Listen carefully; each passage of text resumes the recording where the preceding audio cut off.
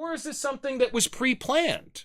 Yep. I mean, the funny thing is, if you look at Oilstorm's Wikipedia page, now it even has a Wikipedia page. So Oilstorm says that something like the severe coincidences between the mockumentary and Hurricane Katrina just 2 months later has been noted. Oh, really? Has it? Because everybody told me I was a fucking nut. So has it been noted? I mean, I feel like I'm kind of vindicated here. Yes, you were. Thank you. Because you didn't live during the control of the weather. I witnessed the control of the weather. You witnessed the control of the weather. I'm not crazy, motherfucker. Well, I am crazy. But I'm right about this. And this is fucking important. Harry, how did you witness the control of the weather? Operation Popeye. Operation Popeye.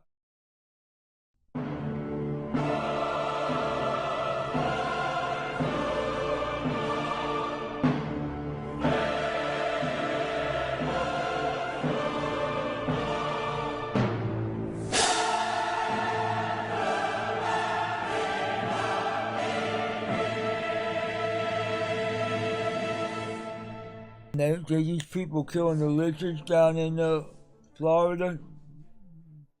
They're starting to eat them. So I think the human species is getting back to the primary instructions they got in their DNA.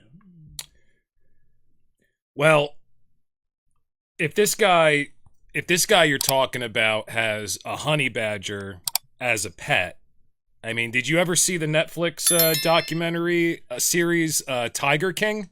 No. It came out during the pandemic. So this is a series on Netflix that's all about people who own tigers as pets. The rich people. Yeah, and they got like zoos and everything.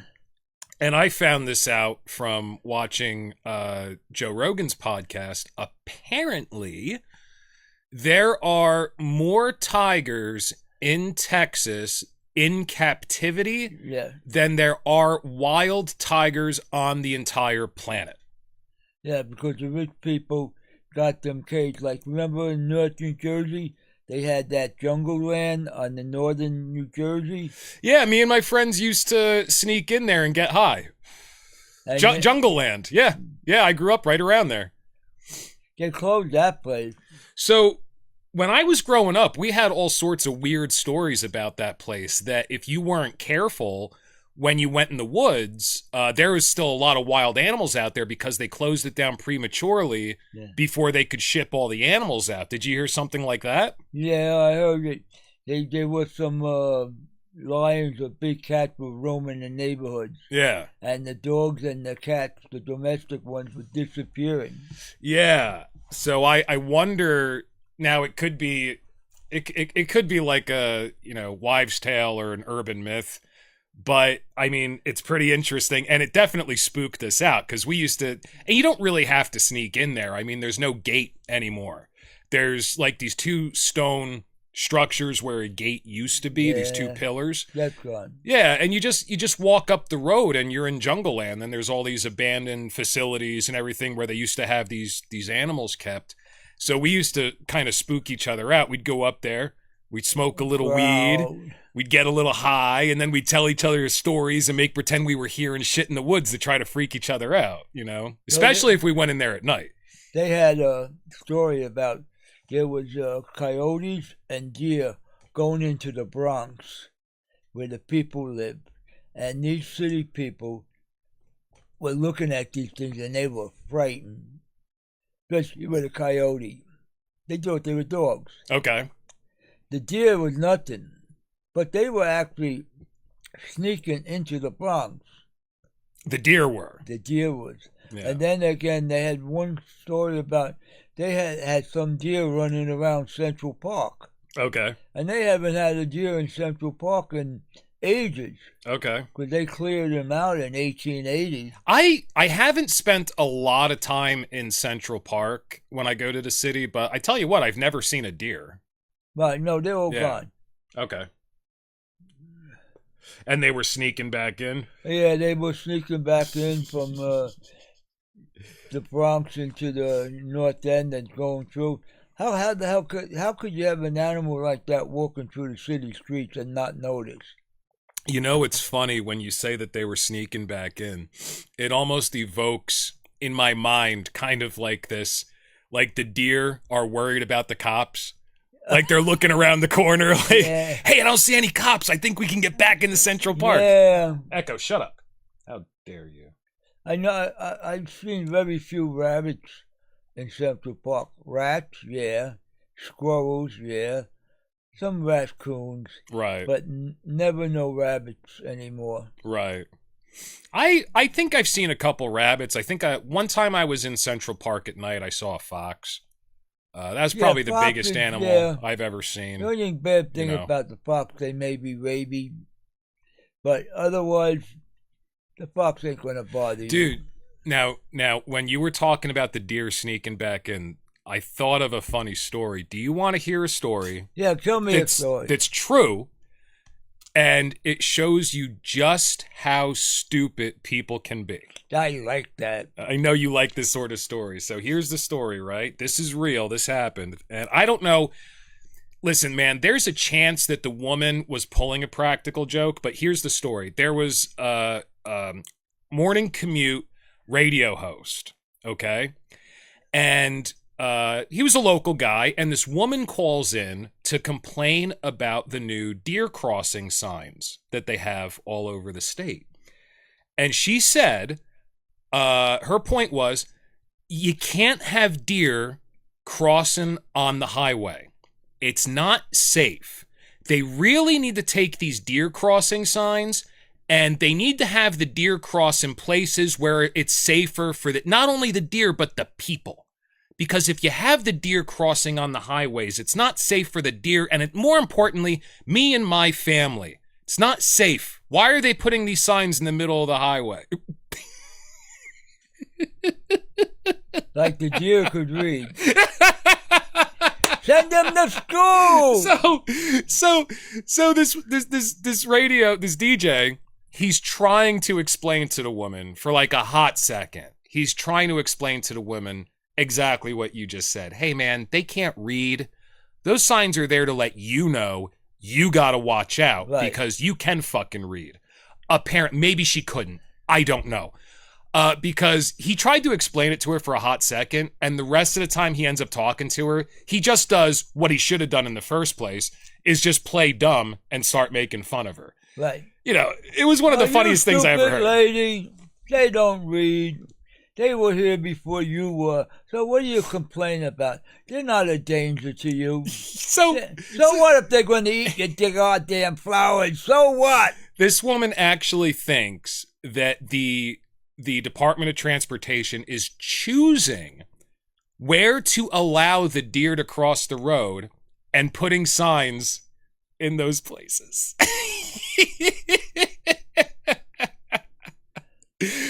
Dude, I almost shit my pants. I was laughing so hard. I think I was on my way to work and I had to pull over, man. That was too much. But what do you think about this shit with the pyramids, man? It's pretty wild.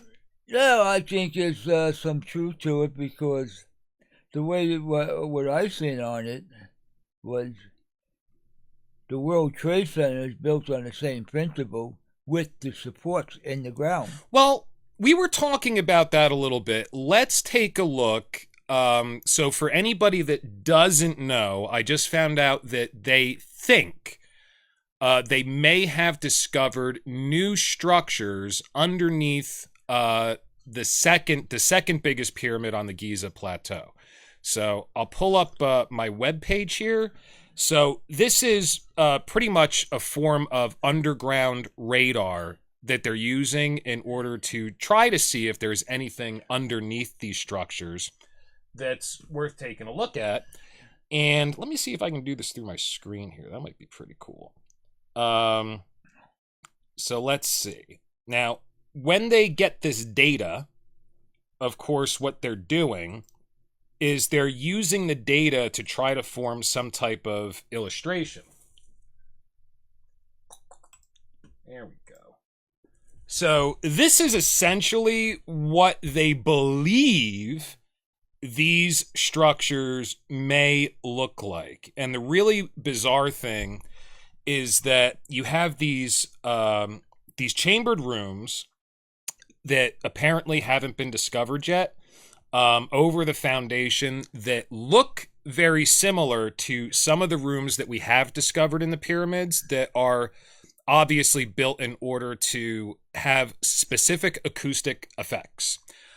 So you can see those rooms on top of what apparently is the foundation, which I'm assuming this white line is right here, because that's the base of the pyramid. So they found those rooms, apparently, and then underneath the foundation of the pyramid, they have what appear to be 8 vertical columns that are surrounded by some sort of spiral structure. Each of the columns is surrounded by a spiral structure. And the 8 columns, terminate 2 kilometers below the foundation of the pyramid, and the 8 columns terminate into 2 cube structures that may or may not be hollow. I haven't researched into it that deeply yet. And of course, this just came out, so you have a lot of people on YouTube right now that are really just speculating, same as us. You know, nobody's really coming forward that knows exactly what they're talking about. There are people that claim that they know what they're talking about, like that Flint Tibble guy or whatever his name is, who got called out big time for lying his ass off on the Joe Rogan show when he was having an argument with Graham Hancock. But you think that this structure could be some sort of foundation to support the overlying structure? Okay. The thing called the bathtub in the World Trade Center was built on like that principle. They pounded 100 feet of steel beam in the ground, and then they poured concrete for like 6 months because of the tall building. It needed support. Okay. All right. So they're using this, so I would say, engineering principle for tall buildings. It seems to me that 2 kilometers below the ground seems to be a bit much. Doesn't that seem to be a bit much to you? Well, it can be a lava flow tunnel that went dry. Mm-hmm. Could have been a river of water that went dry, and it made a cavern. Okay. And it may be a battery of some sort, because they need water to put the electric through, and the columns that set up, they got a whirl around it. Reminds me of Tesla curl. Now, of course, that's the funnest theory, is that the pyramids on the Giza Plateau were some sort of energy generating mechanism. Yes. And the funnest one is not only were they generating electricity, but they were generating some sort of wireless electricity to form some kind of protective grid over the planet to protect us from some kind of extraterrestrial phenomenon. No one knows. Yeah. But part of the theory, when they talk about it being an electrical generator of some kind, is that underneath the pyramids, we do know that there are aquifers, that it was built over natural underground rivers, and that could or would, because of the composition of the structures, produce a small electromagnetic effect. That is true. So, I mean, if you were to guess, I mean, let's find out. I mean, so it terminates 2 kilometers underneath the pyramidical structure. So let's find out. And this is the second tallest pyramid. So let's find out how tall the tallest pyramid is.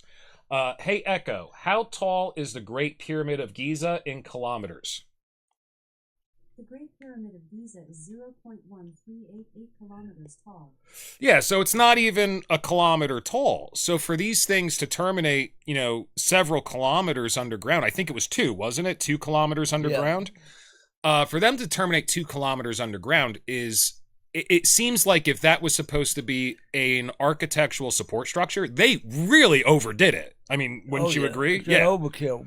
Yeah, because generally speaking, even on a skyscraper, what's our foundation? Isn't it like 30% of the overall length? Well, the foundation under the World Trade Center was about 11 stories. And how many stories is the World Trade Center? 98 and plus 107 feet for the antenna. So it's 98 stories above ground. Yeah. Okay, so it's like it's 10% Right. of the above ground. And length, everything they do, and or when height, they rather. took the dirt from the World Trade Center out of the ground and they stuck it in the Hudson River, they also stuck the same steel beams to build the ground where they put the high rises. Yeah. That you paid ridiculous money for. Mm-hmm. Yeah. So it's a engineering thing. Now you don't have to have an engineering degree to see where the strength is, but you work on it long enough, you could definitely read what's going on. But I mean, we can both agree that to have a structure that's 0.3 kilometers tall above ground, Yeah. to have a foundation that goes 2 kilometers, 2 full kilometers underground, that's that's nothing. over. That's not a support That's structure. nothing. That's not a support structure Not at all. So that has to be something else. Even the keystones that's in the main buildings in Manhattan, they're huge Yeah. because they got to put it on the corners to support it. Mm-hmm. And anybody in the building trades that has been working on the building line for a long time, they know it because they worked at it. And some of these engineers tell you they were really dumb. But I've seen it in the subway system. Well, maybe they were stupider back then, and they were just sitting there like, okay, it's going to be 0.3 kilometers tall. Let's just be safe and dig 2 kilometers into the bedrock and build pillars. But that doesn't seem likely to me, because that's a lot of work. I only respect an engineer that went to school and learned about it and spent some time in the field. If you don't spend no time in the field, you don't get a good education. Yeah, sure. Well, I know you were in construction for a long time. You worked on the World Trade Center back in the long ago when everything was in black and white. 1968. I know. Everything back then was in black and white, and your dad went out and he hunted the brontosaurus for breakfast, and Oh, you guys had the Flintstone cars where you're running? Not quite. It ain't that old. No? Oh, okay. All right. You know. So if it's not a structural thing, I mean, if it's really there, because this is new technology that they're using to see if they can discover anything, if it's actually a structure that's there, I mean, it leaves it open to speculation. Why did they build it that way? What is is it maybe it's an older structure? It could be thousands of years older than the pyramid itself, because a lot of ancient peoples. Battery. Mm-hmm. Okay. Now, to the people that live in Washington, in Portland, and Seattle, do you know you got a city underneath you from the 1850s that you built the new Portland on? Yeah, man, I don't know anything And they about have this, caves. so explain this to me. Down in Portland or Seattle, I forget which town it is, they have an old town from 1850. Okay. And they built the new Portland on top of that. And it's a great big cavern. And you could go in this cavern and you could walk among the cities from 1850. Okay. It's still there. And it's like a great big cavern. So you're saying that they built a city underground? There was a city that was the original city, and then they built the new town on top of it. So how does that work if it's only 100? I mean, in order for them to have a town underneath the town, did they purposefully cover it up with earth and build on top of it?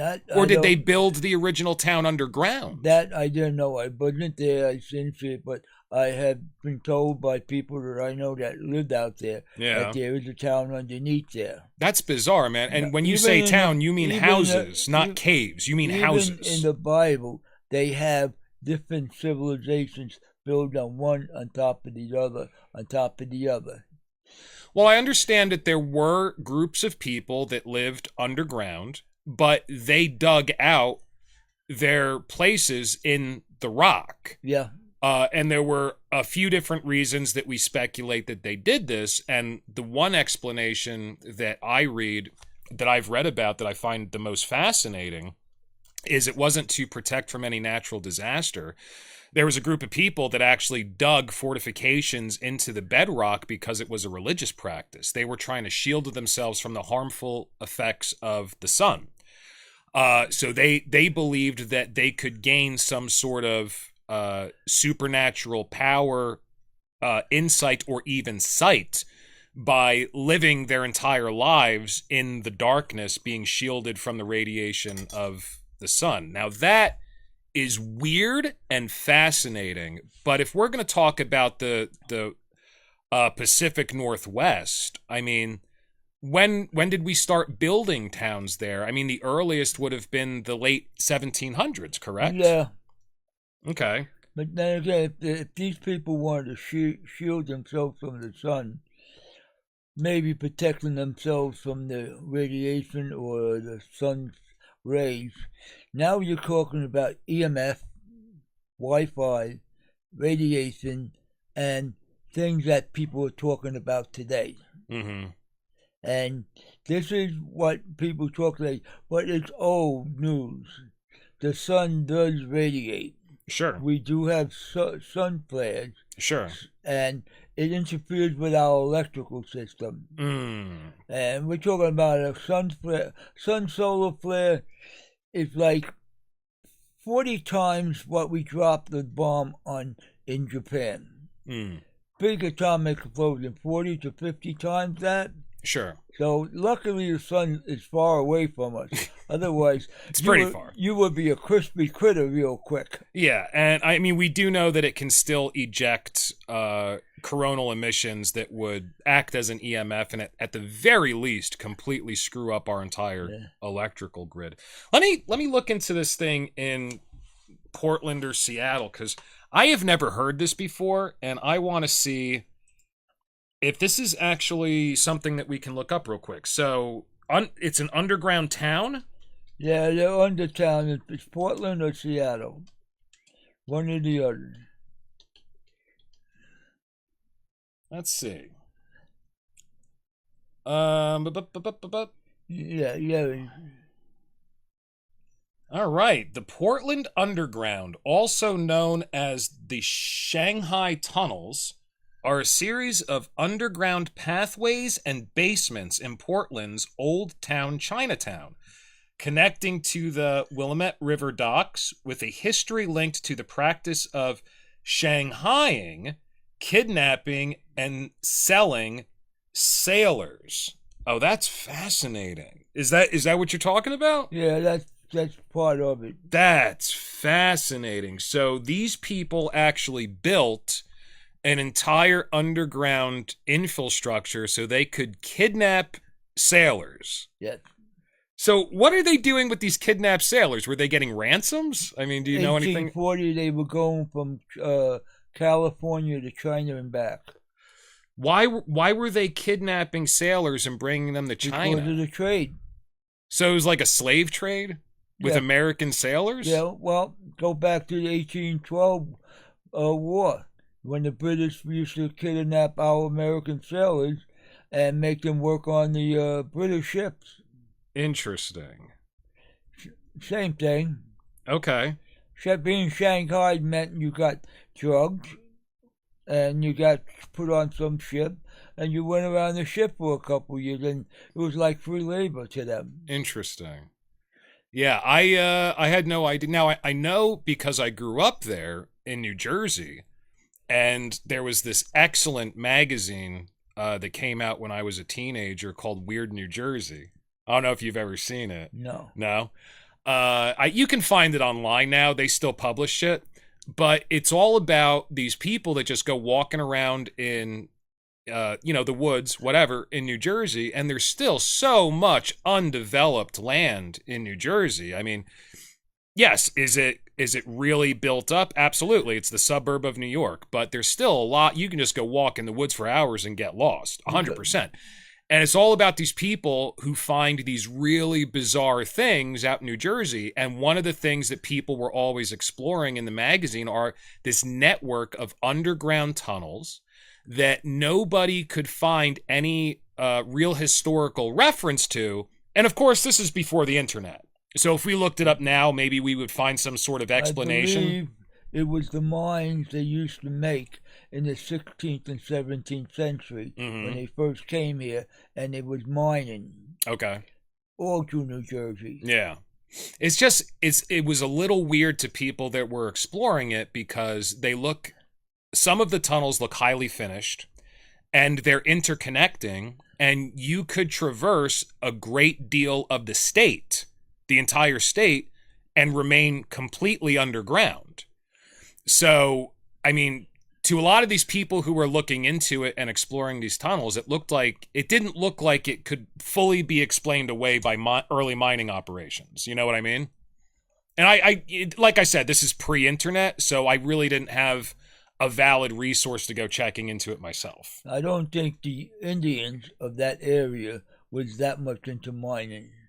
Right. I think it was the colonists that moved to this country. Because remember, in England, they had a lot of miners come from Ireland and Scotland. Okay. And that's the way they made their living. Yeah. So they came to the land of golden streets. And you know what? They found out there ain't no golden streets in this country. Yeah. No. It's supposed to be a metaphor for more opportunity. But yeah, I mean, it was pretty much like any other urbanized area of the world. I mean, you're walking through horse shit constantly. Yeah. And, yeah, you have to work your ass off if you want to get anything. And even then there's no guarantee, Yeah, same thing as everywhere else. Yeah, well, the east side of New York, when they like around near Jewtown and about 1890, you were walking in horse shit and piss. A lot of people don't even stop to think about that. I was listening to a podcast that Brett Weinstein did, his Dark Horse podcast, and him and his wife were talking about how much shit you're just walking through. And even imagine, just the shit that you're tracking into your own home on a regular basis, walking through that much shit out on the street. I mean, especially if you live in a city like New York, I mean, you're just walking through shit all day long. And as soon as you walk in your house, you're tracking your shit in the house. I mean, no wonder disease was rampant, Yeah. And people are, they have outhouses or something like that, or they still, They at a had certain outhouses. point, There was no they're indoor still plumbing on each side. Are you kidding? they're still emptying their chamber pots out the window at a certain point. I mean, there are some areas of this country where we still have laws on the books that provide the legal means by which you are allowed to dispose of your chamber pot.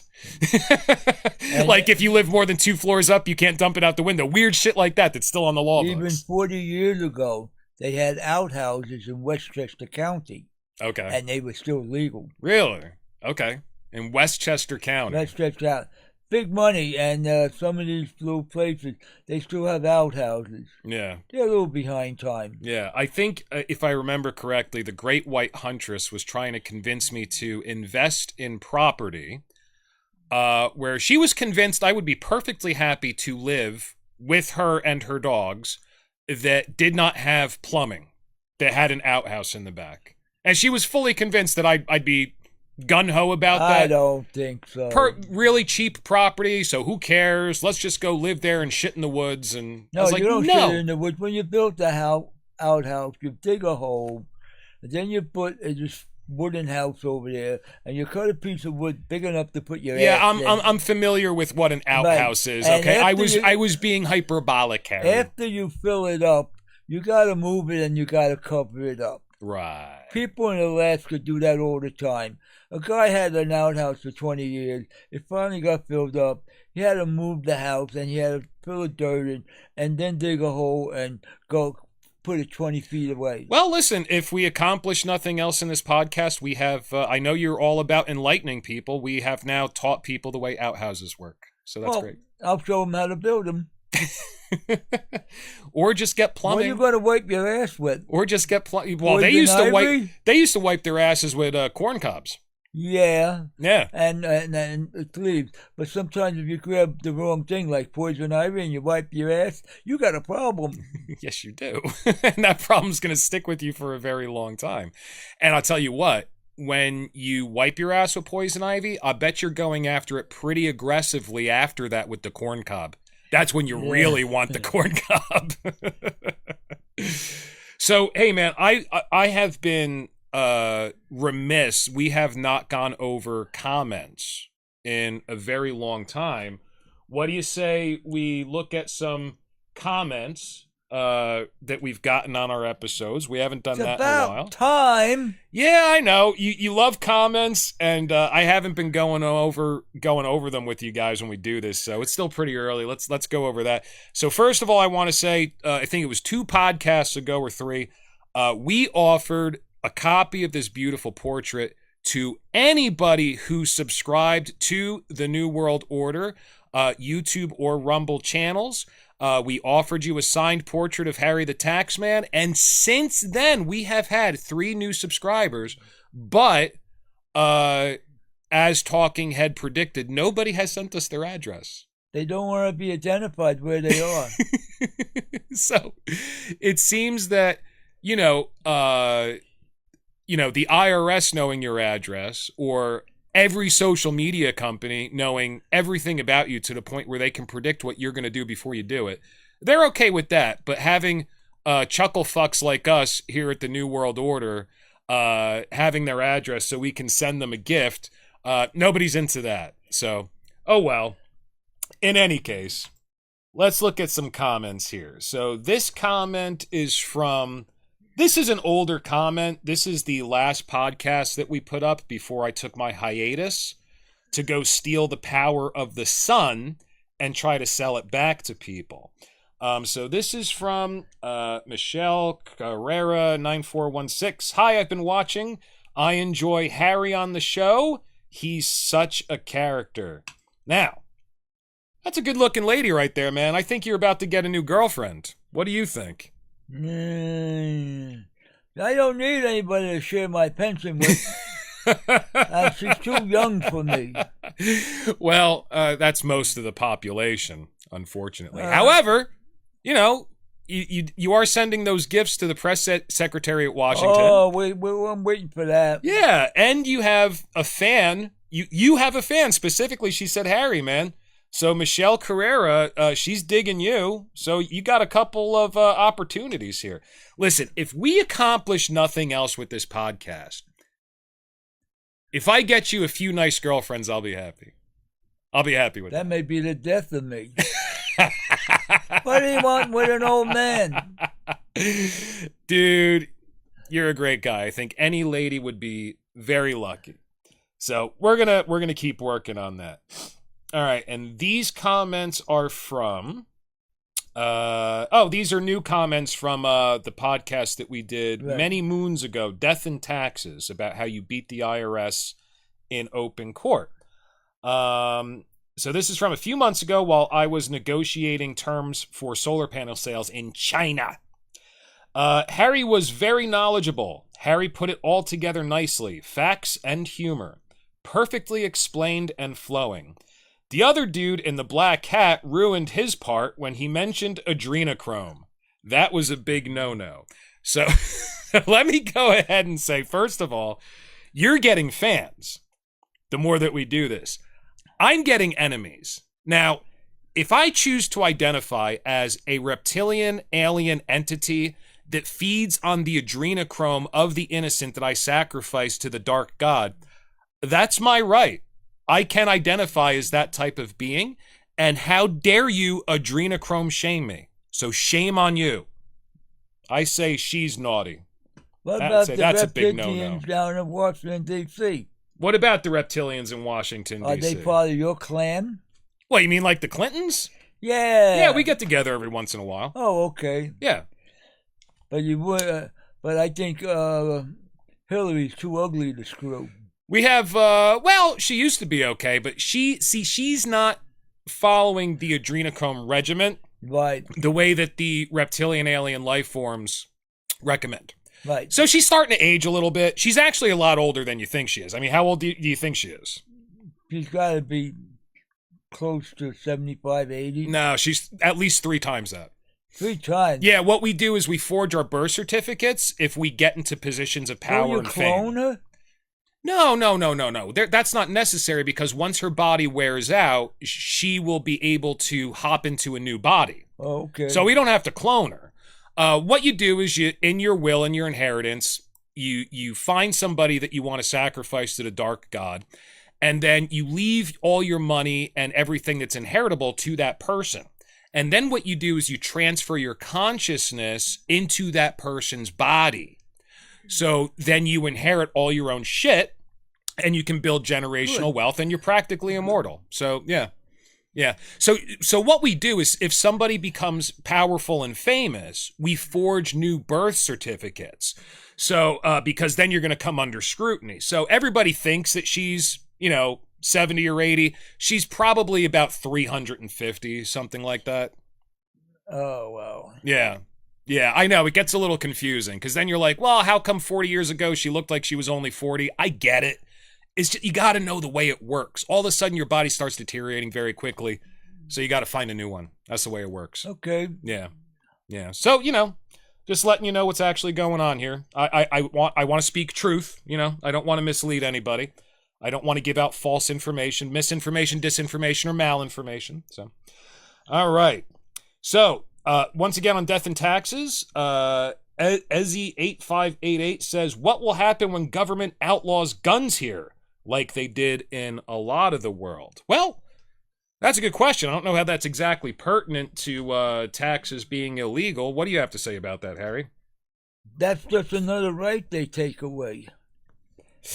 That's all it is. Like the right to having all your money. Yeah. They took that away from you. That's what the episode was about. Of your money, and you say, why are you taking my money? Because we can, but the Lord says you can't. It's my money. Right. Folks, show me the authority that you could do that. And then eventually they'll say, well, now we're taking away your guns too. And then I think the point is, once they take your guns away, you really have no defense, force of recourse. Whether or not you have legal recourse right now, I would have until I met you said, you don't because you're never going to win. But then I met you and you actually won. So I was like, holy shit, it can be done. Look at that. Because, before I met you and you showed me that you had actually beaten the IRS, I had heard all these theories before about the 16th Amendment never being ratified, income taxes are still illegal. And I was always, yeah, but you're never going to win. They're not going to let you win. These are fairy tales. These guys don't exist. Well, yeah, exactly. So, you can say that it's illegal all you want, but you're never going to beat them. So what's the point in arguing about it? But then I met you, and you actually won. So that puts it in a whole different light for me. Well, that's because I fought them.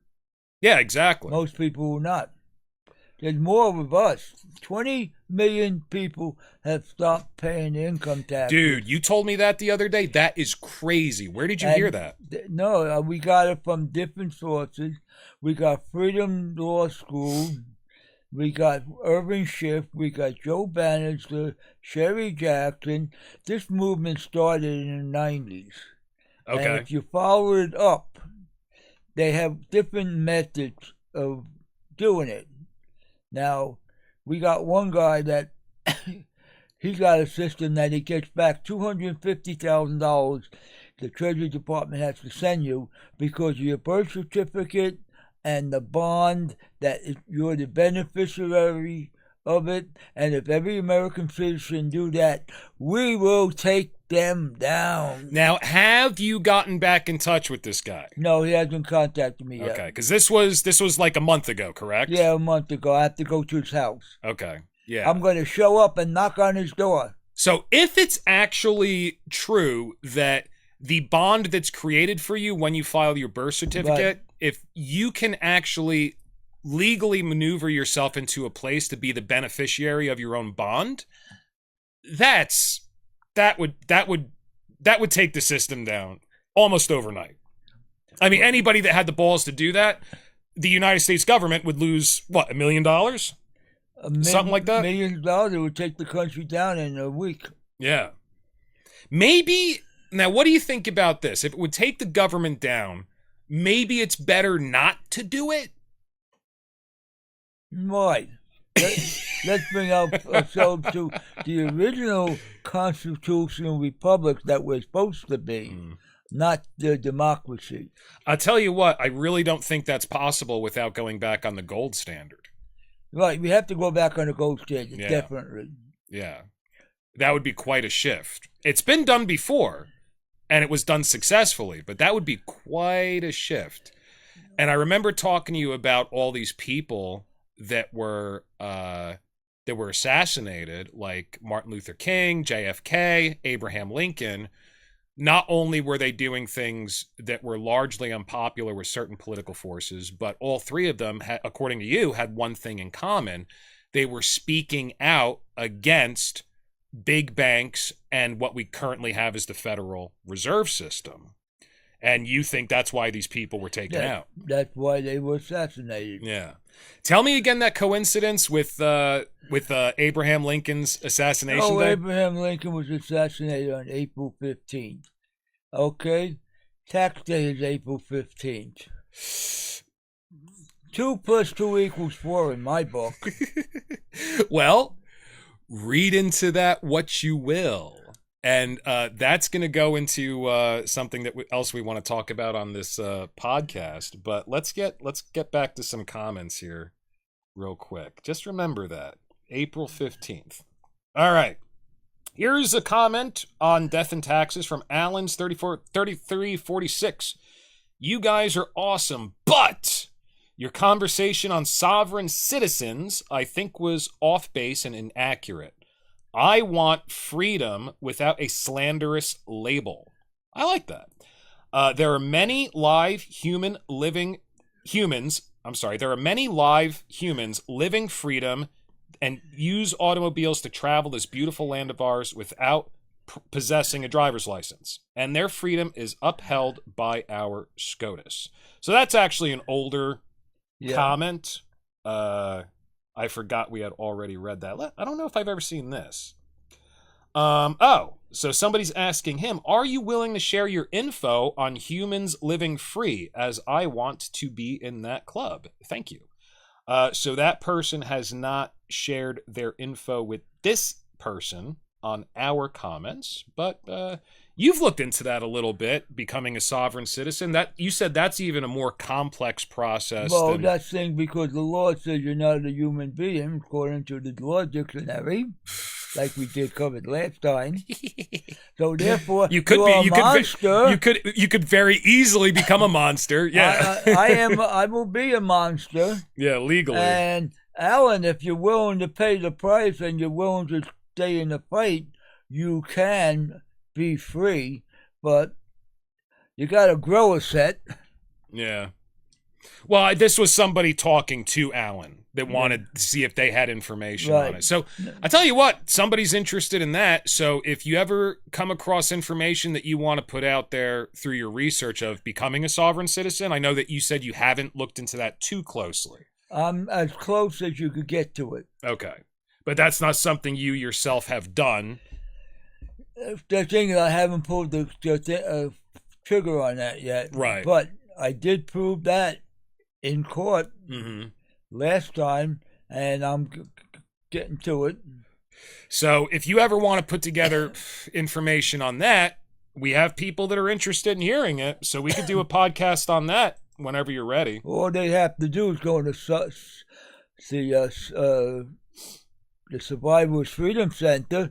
That all the information's there, or go to the New World Order. We put that stuff out. Yeah, we didn't put anything out on becoming a sovereign citizen, on dissolving the birth certificate and the Social Security number. It's a very lengthy, confusing issue. Right, and even more complicated than, I would say, taking on the IRS. Right. I mean, you said that to me. Right. Even more complicated than that. What is a U.S. citizen?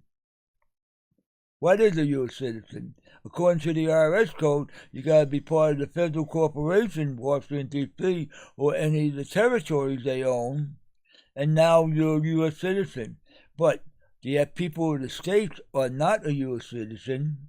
Now we're talking about a national citizen of the state, which is a totally different ballgame. And it's a bunch of legalese terms that allow them to... use the UCC code. The what's the UCC stand for? Uniform Commercial Code. Universal Commercial Code against you rather than constitutional law if they want to come after you. It's a whole fucking thing. So it is extremely complex. Yeah. So this comment was left recently on the 20-minute episode that we did, the Death and Taxes redo. The short one. Yeah, the short one that we did. So we did an episode on taxes because you were getting some traffic on a local website talking about that issue. Yeah. So we wanted to have something that was a little more digestible rather than a 2 or 3 hour episode on it. So we put out a quick 20-minute episode.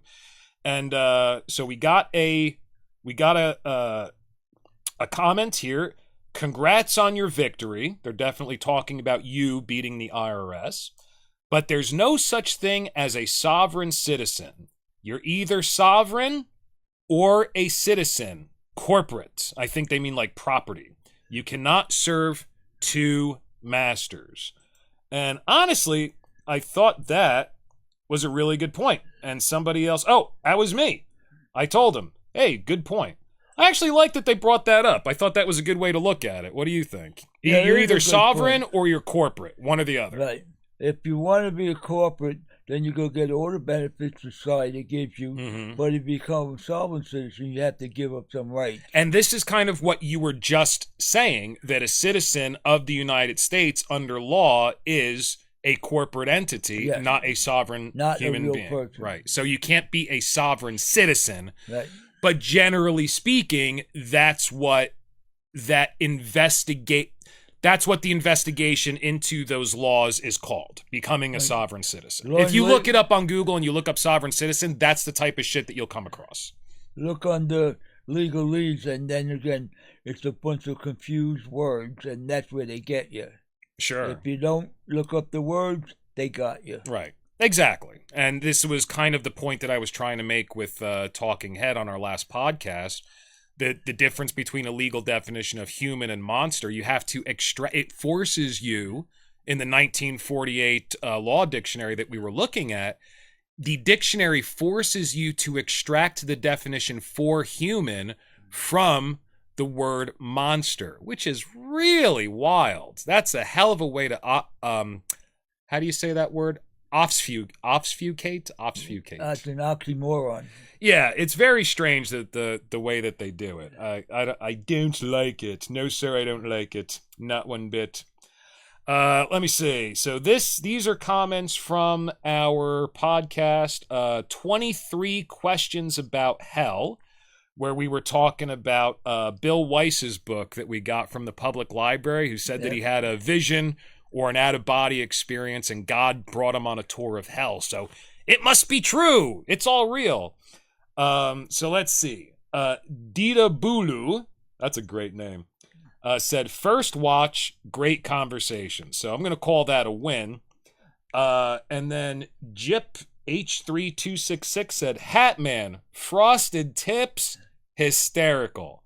So let me show you what he's talking about there. So we were talking about Bill Weiss's book, and why is everybody so ready to believe this clown that he had an out-of-body experience, God took him on a guided tour of hell, and everybody's buying this, and it's because it already confirms their reestablished beliefs.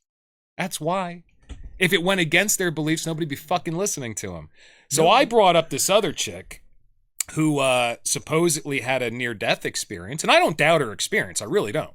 But then she paints what Jesus is supposed to look like according to her out-of-body experience, because she's a very talented painter. So she painted this portrait, and I said, listen, man, if she came to me with this portrait, the dude's got frosted tips. I don't think Jesus was teasing his hair and dyeing the tips of them blonde so he could look like a fucking rock star. First of all, he was a man of color, according to the book of Revelations. Mm-hmm. And if he was a man of color, he had kinky hair. Yeah. So therefore, he would look like that movie star with the gray hair, and he would have that kinky hair. Well, he's not going to look like he could be a new lead singer for Imagine Dragons. No. Let me say that. Probably not. But he would have to be a little darker color. Little bit. I mean, that dude in the image, in the painting, is paler than I am, and I fucking glow in the dark. That comes from the Catholic Church. Yeah, of course. And so something about the 2nd century that one Caesar had a son that looked like that, and because they were forming the Catholic Church, that's the image they want to put. Oh, is that right? Right. Okay. Because I never heard that like before. 200 years later. Never heard that before. And the Catholic Church didn't come until 330 A.D. So, therefore, he was a Jew. Congratulations, you Christians! You worship a Jew. There's an old poem. Violets are reddish. I'm sorry. Roses are reddish. Violets are bluish. If it wasn't for Jesus, we'd all be Jewish. Well, we may be, because if the story of Noah and the ark is true, and we come from the 3 sons. Yeah. Okay. Do you actually think that the entire population of planet Earth can come from one family? You'd have to have some pretty fucking strong genes, dude. I don't think so.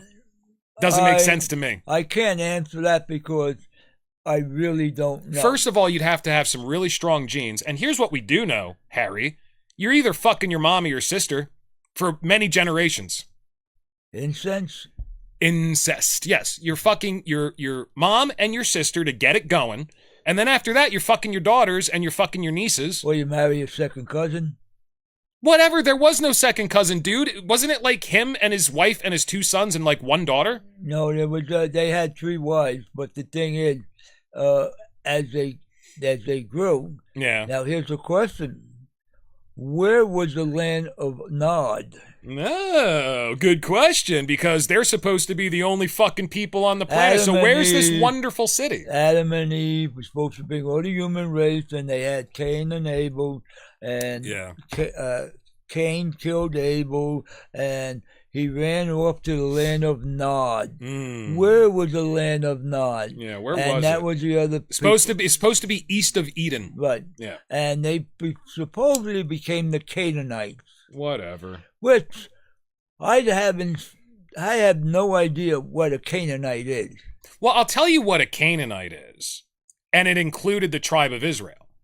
The Canaanites, according to biblical scholars, I'm not talking about Christians. Right. I'm talking about professors that study the Bible as an historical document. Right. The land of Canaan included a bunch of different tribes. You know what one of those tribes was called? The Israelites. And then God told the Israelites in the Bible, "You're my chosen people. Go fuck everybody else up." And that's what they did.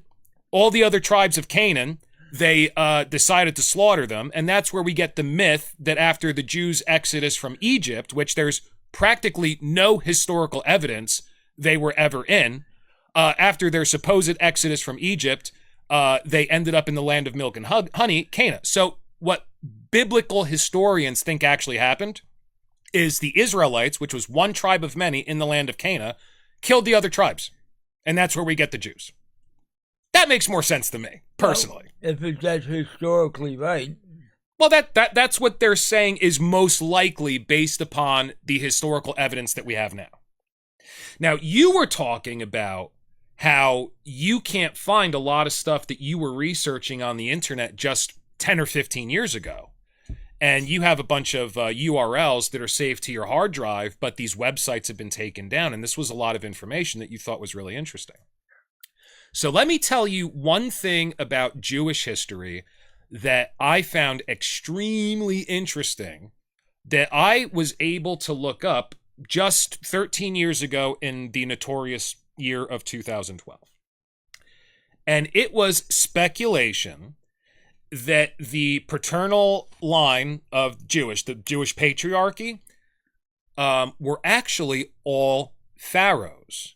Now, the land of Egypt supposedly had an infiltration of immigrants called the Hyksos Jews, according to this documentary. And I might be fucking a lot of this up. We're going back 13 years, and in those 13 years, I've been a drunk. So I'm sure a lot of information got erased from my brain. But basically what they were trying to say was the Jews were not, if they were in Egypt at all, they weren't slaves. There's evidence that the patriarchal line, the Jewish patriarchs, they all have names that are very similar to pharaohs of the time, and it follows the same lineage and roughly the same dates, which is very interesting because if you look at Jewish scripture, and especially the Kabbalah and Jewish, what's generally called Jewish mysticism, although I don't think Jews look at it that way, it really does follow the ancient Egyptian mystery schools. It's practically one for one the same fucking religion. So we were talking on 23 Questions About Hell, that part of Genesis that you have to get through if you want to read the Bible cover to cover, which I've never been able to do. There's this whole section in Genesis that just says, so-and-so begat so-and-so, begat so-and-so, begat so-and-so, for pages of this shit. Pages. We're talking like tracing paper, thick pages that have type that you, even in your 20s, you need a fucking magnifying glass to read. Pages of this shit. I've never been able to make it through that. Why would that be in the Bible?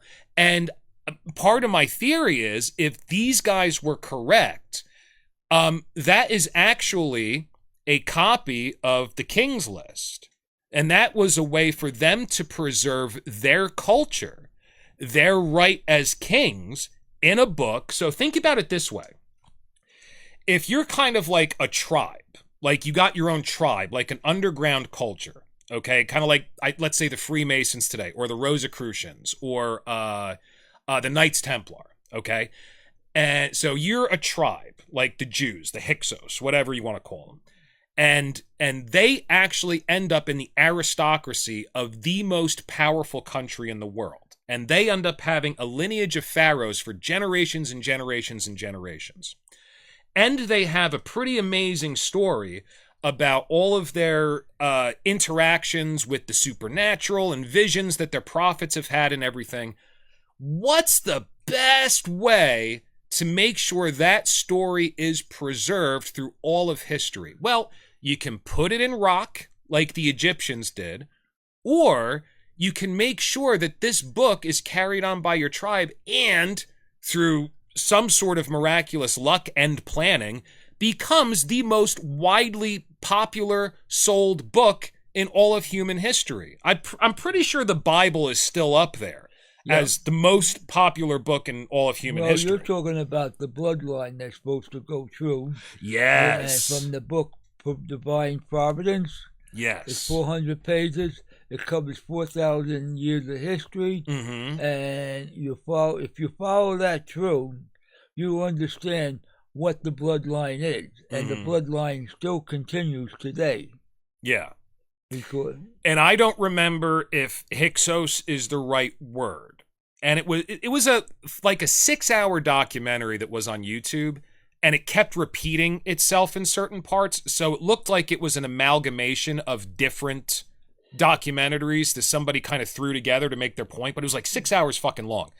But wouldn't it be interesting if the Jews were never really slaves in Egypt, but they were actually in the pharaonic aristocracy, and the book of Genesis is actually a way for them to keep the history of the Jewish dynasties from the pharaohs alive. They were hired help, labor force. Maybe.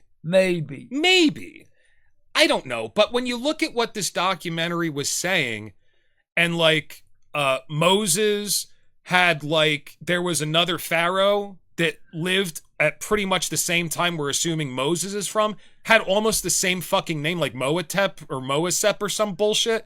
Like, and you could just line up the Jewish patriarchs one by one with a pharaoh in the same time frames. Well, you gotta remember, Moses was brought up by the pharaoh, which was the father, and he had a half brother that was the other son. And he was expelled because he supposed to kill one of the guys that were whipping the slaves, and he came back. But that pharaoh died, and they had a new one, and they forgot about Moses 40 years later, and he came back to free his people. That's the story in the Bible. That's the story in the Bible. What I'm saying is, wouldn't it be interesting if instead, because, you know, the Jews probably figured out that in order for them to, let's say they were like a secret society or a tribe that only knew each other, they weren't telling anybody else that they were a part of this tribe, you know? So let's say maybe they wanted to preserve their pharaonic dynasty in a book. You wouldn't want to just come out and say that, hey, we were the pharaohs of Egypt for 1,500 years. Here's our dynasty. Here's our king's list. You'd make up a story about how you were slaves. So people have compassion for you. They're going to pick up the story. It fills in certain beliefs, religious beliefs that people already have. It'll become a popular story. Maybe people will adopt it. They'll recite it to each other so that it's never, ever forgotten. And in a very convoluted way, you have preserved that information for all of human history. I mean, if that's what they did, it's fucking brilliant. Well, that it was like planning it. And if you repeat a story long enough and hard enough, they'll begin to believe you. Yeah. Yeah. And that's one of the types of propaganda that I was looking up in anticipation of this podcast. If you repeat it enough, it's called gaslighting. If you repeat something enough, people will start to believe it. The people are parrots. They really are, man. Squawk! Like Fry. Let's not find out what the truth is. Let's not look beyond the curtain. Yeah. Yeah. So on conspiracy theories, I was talking to my father the other day while we were playing pool. And here's the story. So this happened in 2005. I was 24 years old, and I had just moved back from Lancaster, Pennsylvania to New Jersey. Got a new job. Me and my brother and my girlfriend were living in her parents' house. We were looking for a house. And all of a sudden, I'm sitting around on one of my days off, and there's this weird show on the TV. It's on FX, okay? Which at the time, I don't know if it still is, was owned by Fox News. So that's telling. Remember that point. So in this movie that I'm watching, it appears to be a documentary, but nothing that they're saying actually happened. And I'm watching it like, what the fuck is going on? Am I missing something in the news? What is this? And halfway through this documentary, before it comes back from commercial, it says, all these events are fake. This is called a mockumentary. It's speculative. So here's what happened. This mockumentary, this fake documentary that was produced, it came out in June of 2005. This is when I saw it. And as far as I know, it aired exactly once on television. Okay? Now, it said that in September of 2005, talking about it as if it's the past, hurricane drops down in the Gulf Coast and damages America's oil production capabilities and the refinery capabilities. And then it talks about all of the civil unrest and the economic turmoil that would be created if this occurred. And it follows around like 3 or 4 different families to make it like super personal.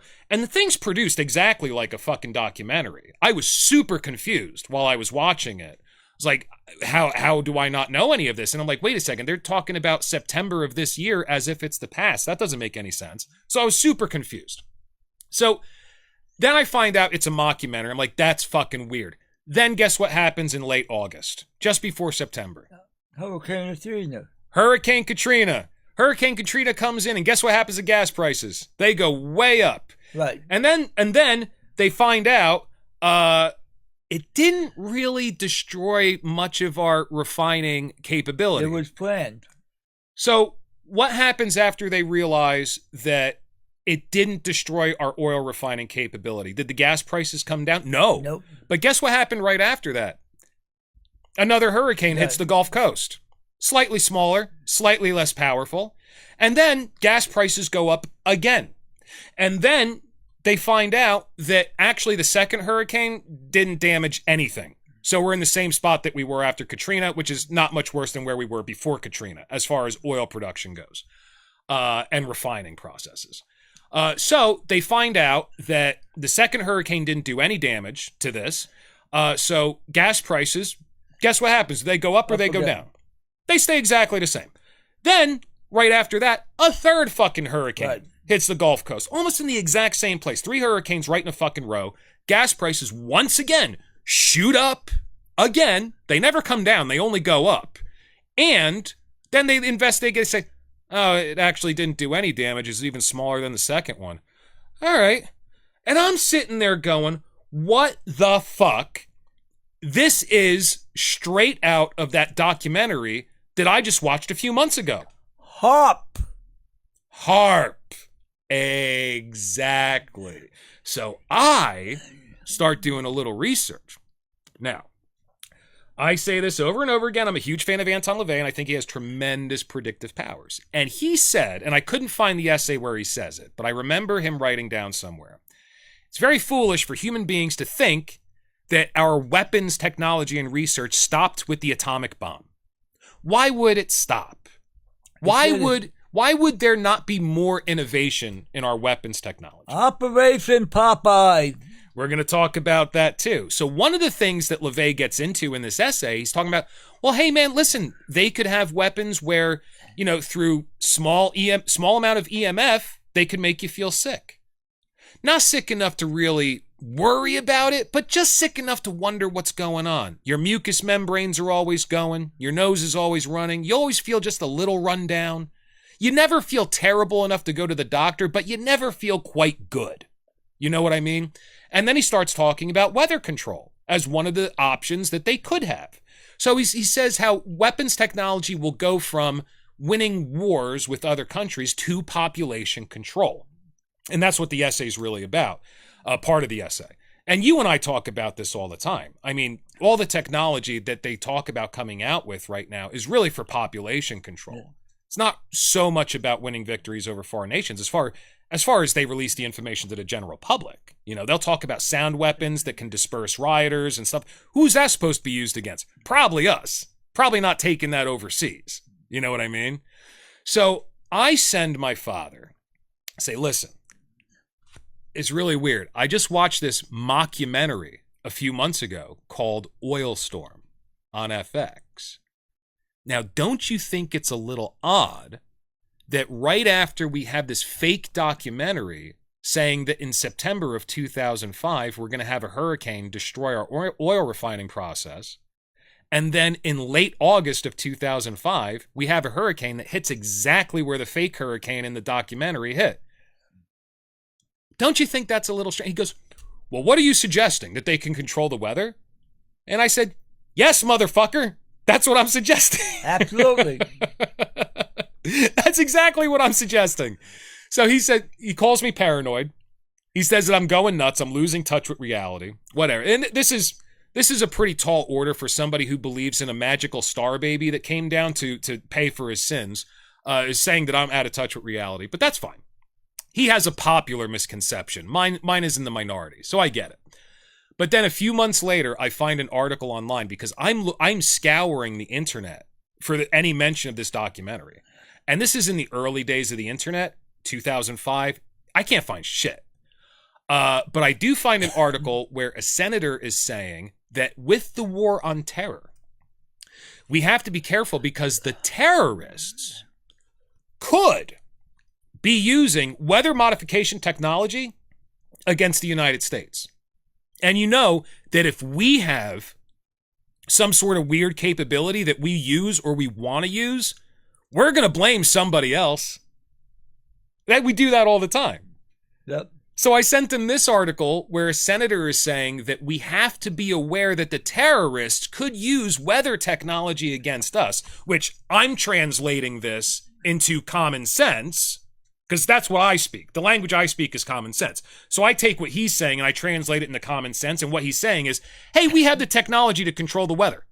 We want to make sure nobody else can get their hands on that. That's important.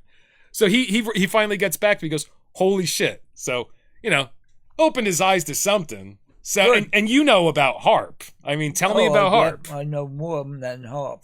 Yeah. So for anybody who doesn't know, HAARP, HAARP, it's an acronym. I don't remember what it stands for. I don't want to look it up. I don't care. High frequency something weather. Yeah. That ionizes the sky. Yeah. So the U.S. military wants us to believe that this is simply a research facility, and they're not using this for anything. But any scientist who takes a look at what the capability is of this facility will say, well, what it looks like it's designed to do is warm pockets of the ionosphere. And there's an excellent channel on YouTube called The Y-Files. Have you ever seen that guy's show? So this guy has a show where he talks about conspiracy theories, and it's really fun. It's called The Y-Files. I forget the guy's name, but he has a co-host, which is a computer-generated goldfish that makes fun of him. It's called Hecklefish, and Hecklefish always has a tinfoil hat on his fishbowl. Okay? So he has an episode on HAARP, and I'm watching it with my dad. I'm like, holy shit. This is exactly what I was talking to you about. You remember that fake documentary? And he's like, yeah, I do remember that. I was like, what was it called? Oil Storm. And then a few days later, I could never find this on the internet. I think the last time I looked for it was in the infamous 2012.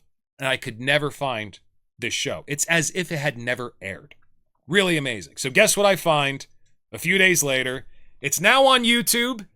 Anybody can watch it. We found Oil Storm. Right.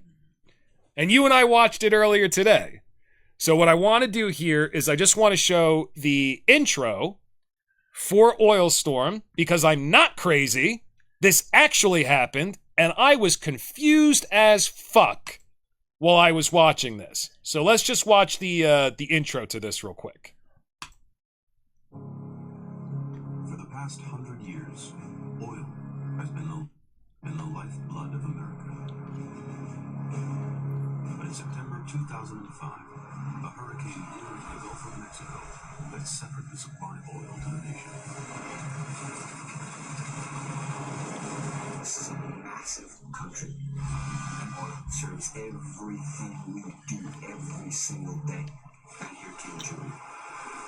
And all she was doing was just blowing wind. Devastating scenes are being reported in hurricane-stricken New Orleans. The loop pipeline that carries 1 million... I also think it's funny that whenever they have a fake news broadcast, it's always Fox News. Because this aired on FX, and Fox owns FX. Oh, very funny. And only did it once. As far as I know, this only aired once. And I never saw it again, and I could find no information on it. ...to America today had been severed. Hurricane Julia unleashed a chain of events that would change America forever. Two ships collided at the Houston Ship Channel, a major artery for America's oil industry. Long lines of gas stations and panic at the pump. The price of gas is high and getting higher. People were in a sort of a panic mode. People were bringing plastic milk jugs and filling them up with gas. It was chaotic, and I didn't understand how people became so desperate and treated each other with such a disrespect.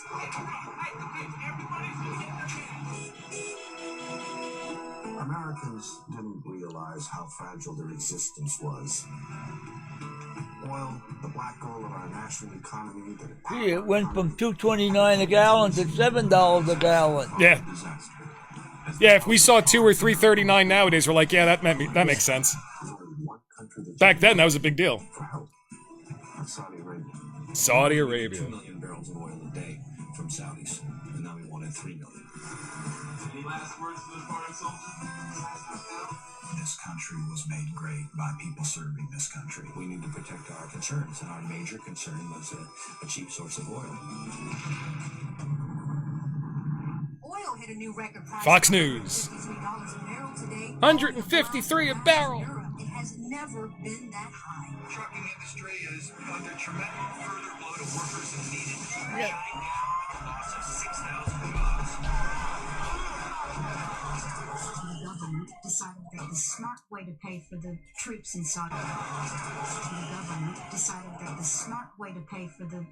in Saudi Arabia was to cut the farm aid. It's inconceivable to me that in the 21st century that someone is getting frostbite in their own home.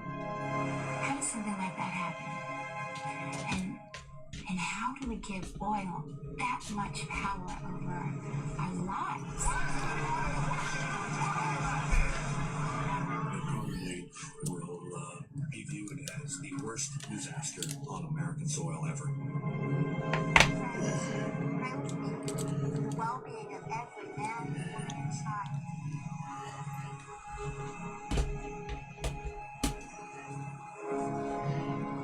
Dun, dun, dun. Then the explosion on the American flag. Good 90s production values. Oil storm. Dun, dun, dun. And then it just continues into a fake documentary about what could happen if this natural disaster, it did happen. But the whole thing says it as if it already happened. Right. So I found it. Motherfuckers, I am not crazy. Whether or not you think that we can control the weather to that extent, whatever, fuck you, okay? We can.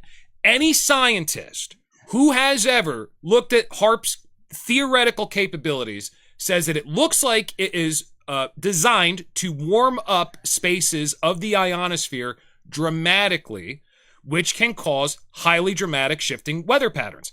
And if you know, because you can only create a small effect if you look at it from a global scale. But if you know when and where to create that effect, you can have magnificent effects.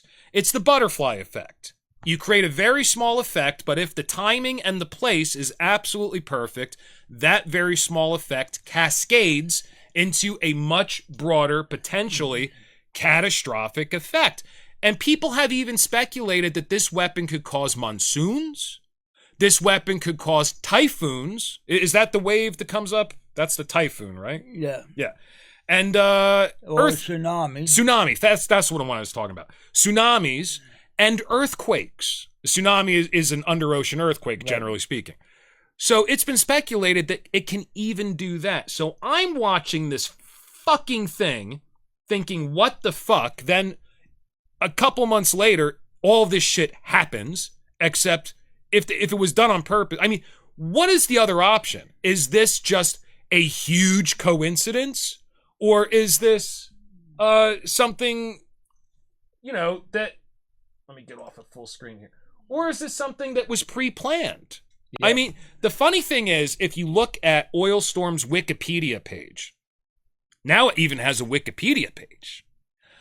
So Oil Storm says that something like the severe coincidences between the mockumentary and Hurricane Katrina just 2 months later has been noted. Oh, really? Has it? Because everybody told me I was a fucking nut. So has it been noted? I mean, I feel like I'm kind of vindicated here. Yes, you were. Thank you. Because you didn't live during the control of the weather. I witnessed the control of the weather. You witnessed the control of the weather.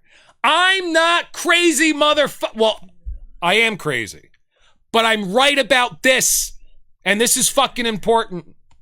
Harry, how did you witness the control of the weather? Operation Popeye. Operation Popeye. Okay, any of you guys served in Vietnam? Oh, wait. One more know about that. One more thing I want to show here. So, I'm confused as fuck. Watching this thing, it does not until halfway through this fucking documentary do you see this.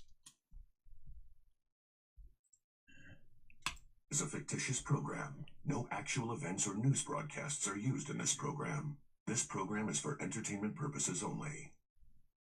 Yeah, not until halfway through the fucking movie do they tell you that it's fictitious. Holy shit, what fucking type of mindfuck, what kind of psyop were they trying to do there? So tell me about Operation Popeye. Operation Popeye, first of all, on this comment here, let's go back to 1938, War of the Worlds, sent by Orson Welles. Oh, yeah, the radio broadcast? Program. Yeah. People obviously believed it. Mm-hmm. Now, Operation Popeye was to flood the Ho Chi Minh Trail to disrupt the military operation by them. Yeah. This was real, people. Right. Operation Popeye was run by the U.S. Air Force, and the government can't deny it. So I brought it up here. Operation Popeye was a secret U.S. Air Force cloud seeding initiative during the Vietnam War, 1967 to 1972, aimed at extending the monsoon season over the Ho Chi Minh Trail to disrupt North Vietnamese military operations by making roads impassable. So this is fact, okay? Now, whether or not you think that we have developed better methods for doing this since the 60s, why wouldn't we have? Do you think that it's a little short-sighted, perhaps, to think that we have the same technology now as we had in the 60s? Just because they're not telling you about it, we haven't developed anything else? How fucking irresponsibly short-sighted is that? Now, here's another thing. Let's talk about my little toy laser here. Yay! I love talking about your laser. This is a 100,000 watt laser. Okay. Okay. Let's talk about California and their fires. Well, I was going to ask you what you thought about this. Do you think, like, take out the Marjorie Taylor Greene Jewish space laser conspiracy for a second, which I happen to know is true because I am in the Jewish space laser Goyim division for the New World Order. But let's pretend for a second it's not true. Let's just pretend.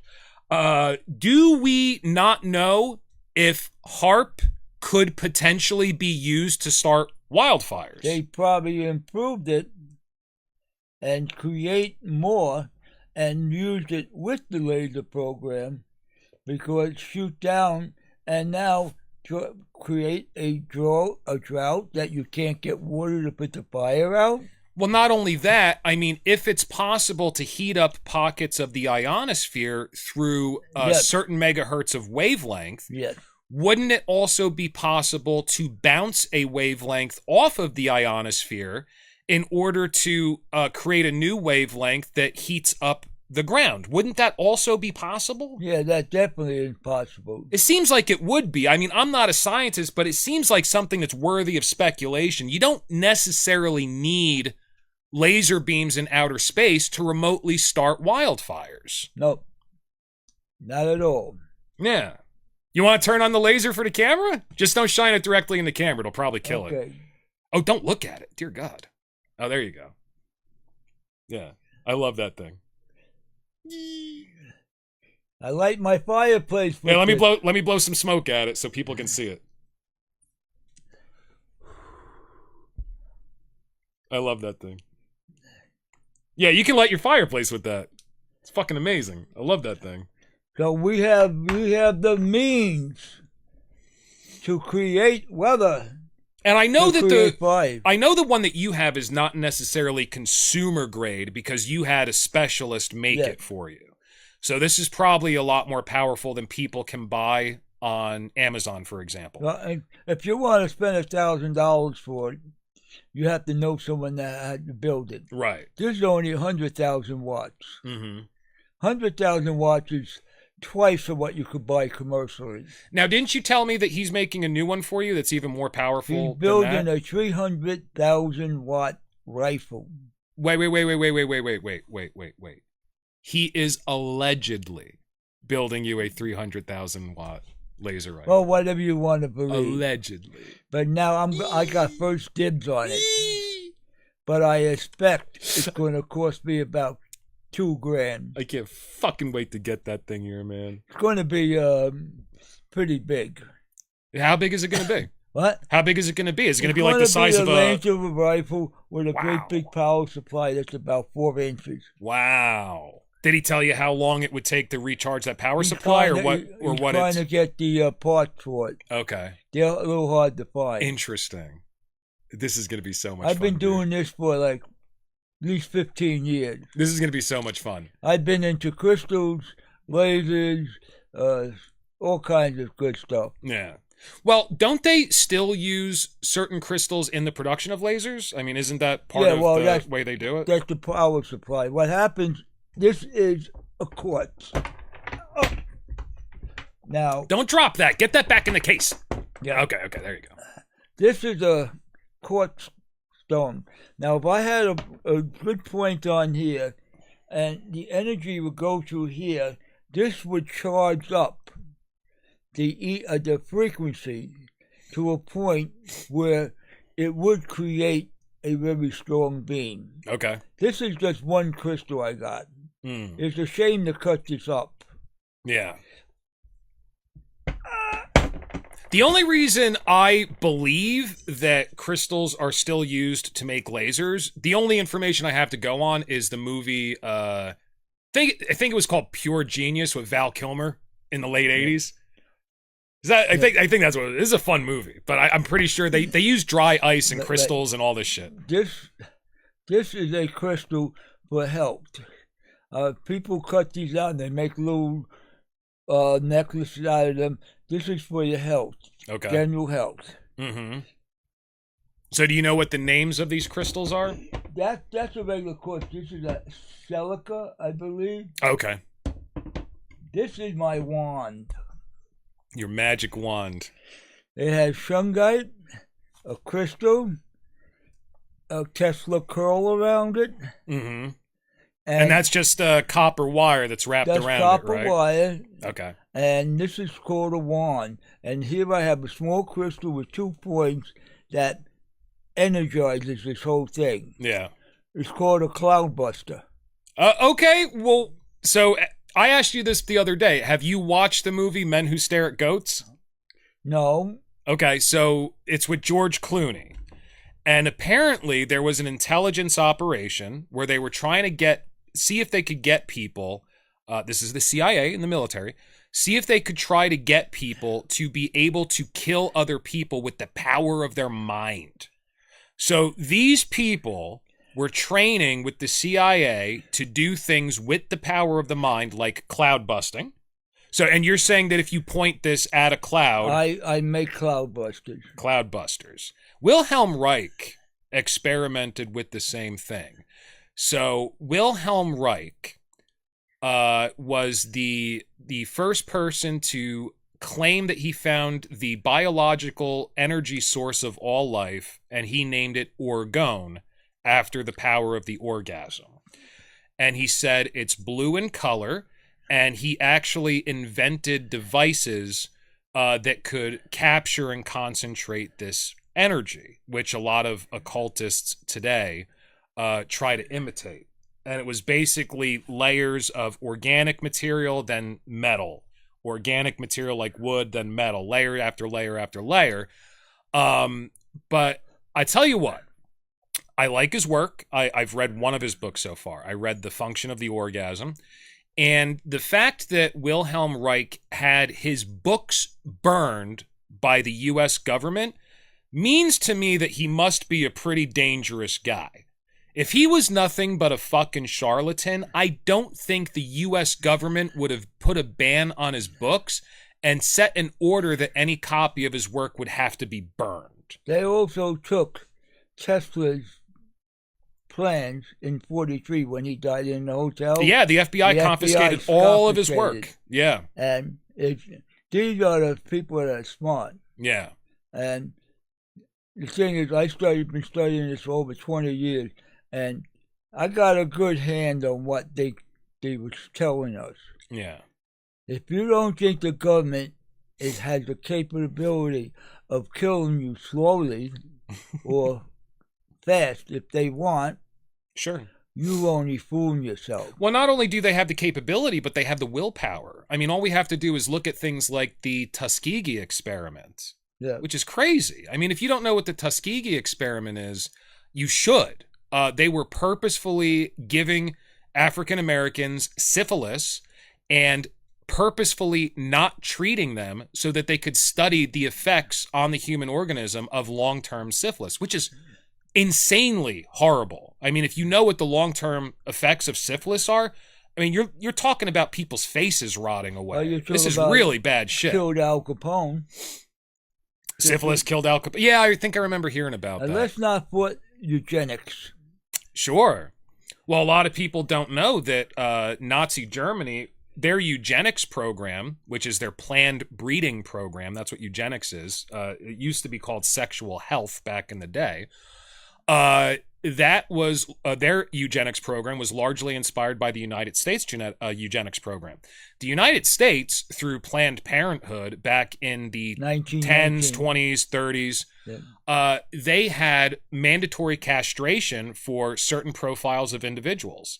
If you fit the criteria, they had mandatory castration, not castration. They wouldn't actually chop off your genitals. They would make you infertile. What's that called? They were making Sterilization. chemical sterilization. Yeah. So they would, and it was mandatory. It was by law, and it was called sexual health. I have a book that I believe was published in 1911 in the United States about its eugenics program and the importance of sexual health. And a lot of this stuff is lost to history, which is why, when I come up with something like, hey, isn't the movie Oil Storm a little thought-provoking? Or talking once again about that movie Men Who Stare at Goats with George Clooney, people will think I'm fucking nuts. Like, the CIA didn't fund that. Oh, yes, they did. That's based on a true story. And hey, if you don't believe that, did you know that Project Stargate is real? Because that's real. That's been declassified. So Project Stargate is they were training people in astral projection and remote viewing so that they could spy on remote military targets without infiltrating the geography. So they'd have somebody in a lab lay down in a bed, go into a trance, and try to project their consciousness to a top secret military installation and see if they could get the goods. They were spying on Russia with astral projection and remote viewing. That's real. That happened. Look up Mind Trek by McGonagall. He wrote the book on it. He was one of the early people in the Stargate program. He basically helped develop the protocols for it. And this is not somebody just writing a book to get attention. These papers have been declassified. It's amazing to me, and I know it is to you because we talk about it all the time, how people just are not aware of a lot of this shit. They got closed minds. Very closed minds. And the point is, better wake up, because you know what? It's going to affect you sooner or later. It's not you, your children, or your grandchildren. Isn't it so wonderfully interesting that all of these wildfires seem to affect overpriced, underutilized real estate? But nothing to see here. Move along, you crazy conspiracy let's forget theorist. About Hawaii. Yeah, forget about Hawaii. Let's forget about Parasite City in California. Yeah, the Palisades. What are we LA. talking about? We talking about the high-speed railway that has to go through there? Now that the buildings are gone, we could buy the real estate cheap. Yeah, nothing to see here. And we can make money on it. Yeah. Oh, Perosi, inside trading. This is better than inside trading for you. Yeah. Yeah. I mean, I don't... I understand that the word paranoid, generally speaking, today has a negative connotation. Now, one of my favorite artists, Salvador Dali, had a method of evaluating the world that took into account what Freud popularly called synchronicity.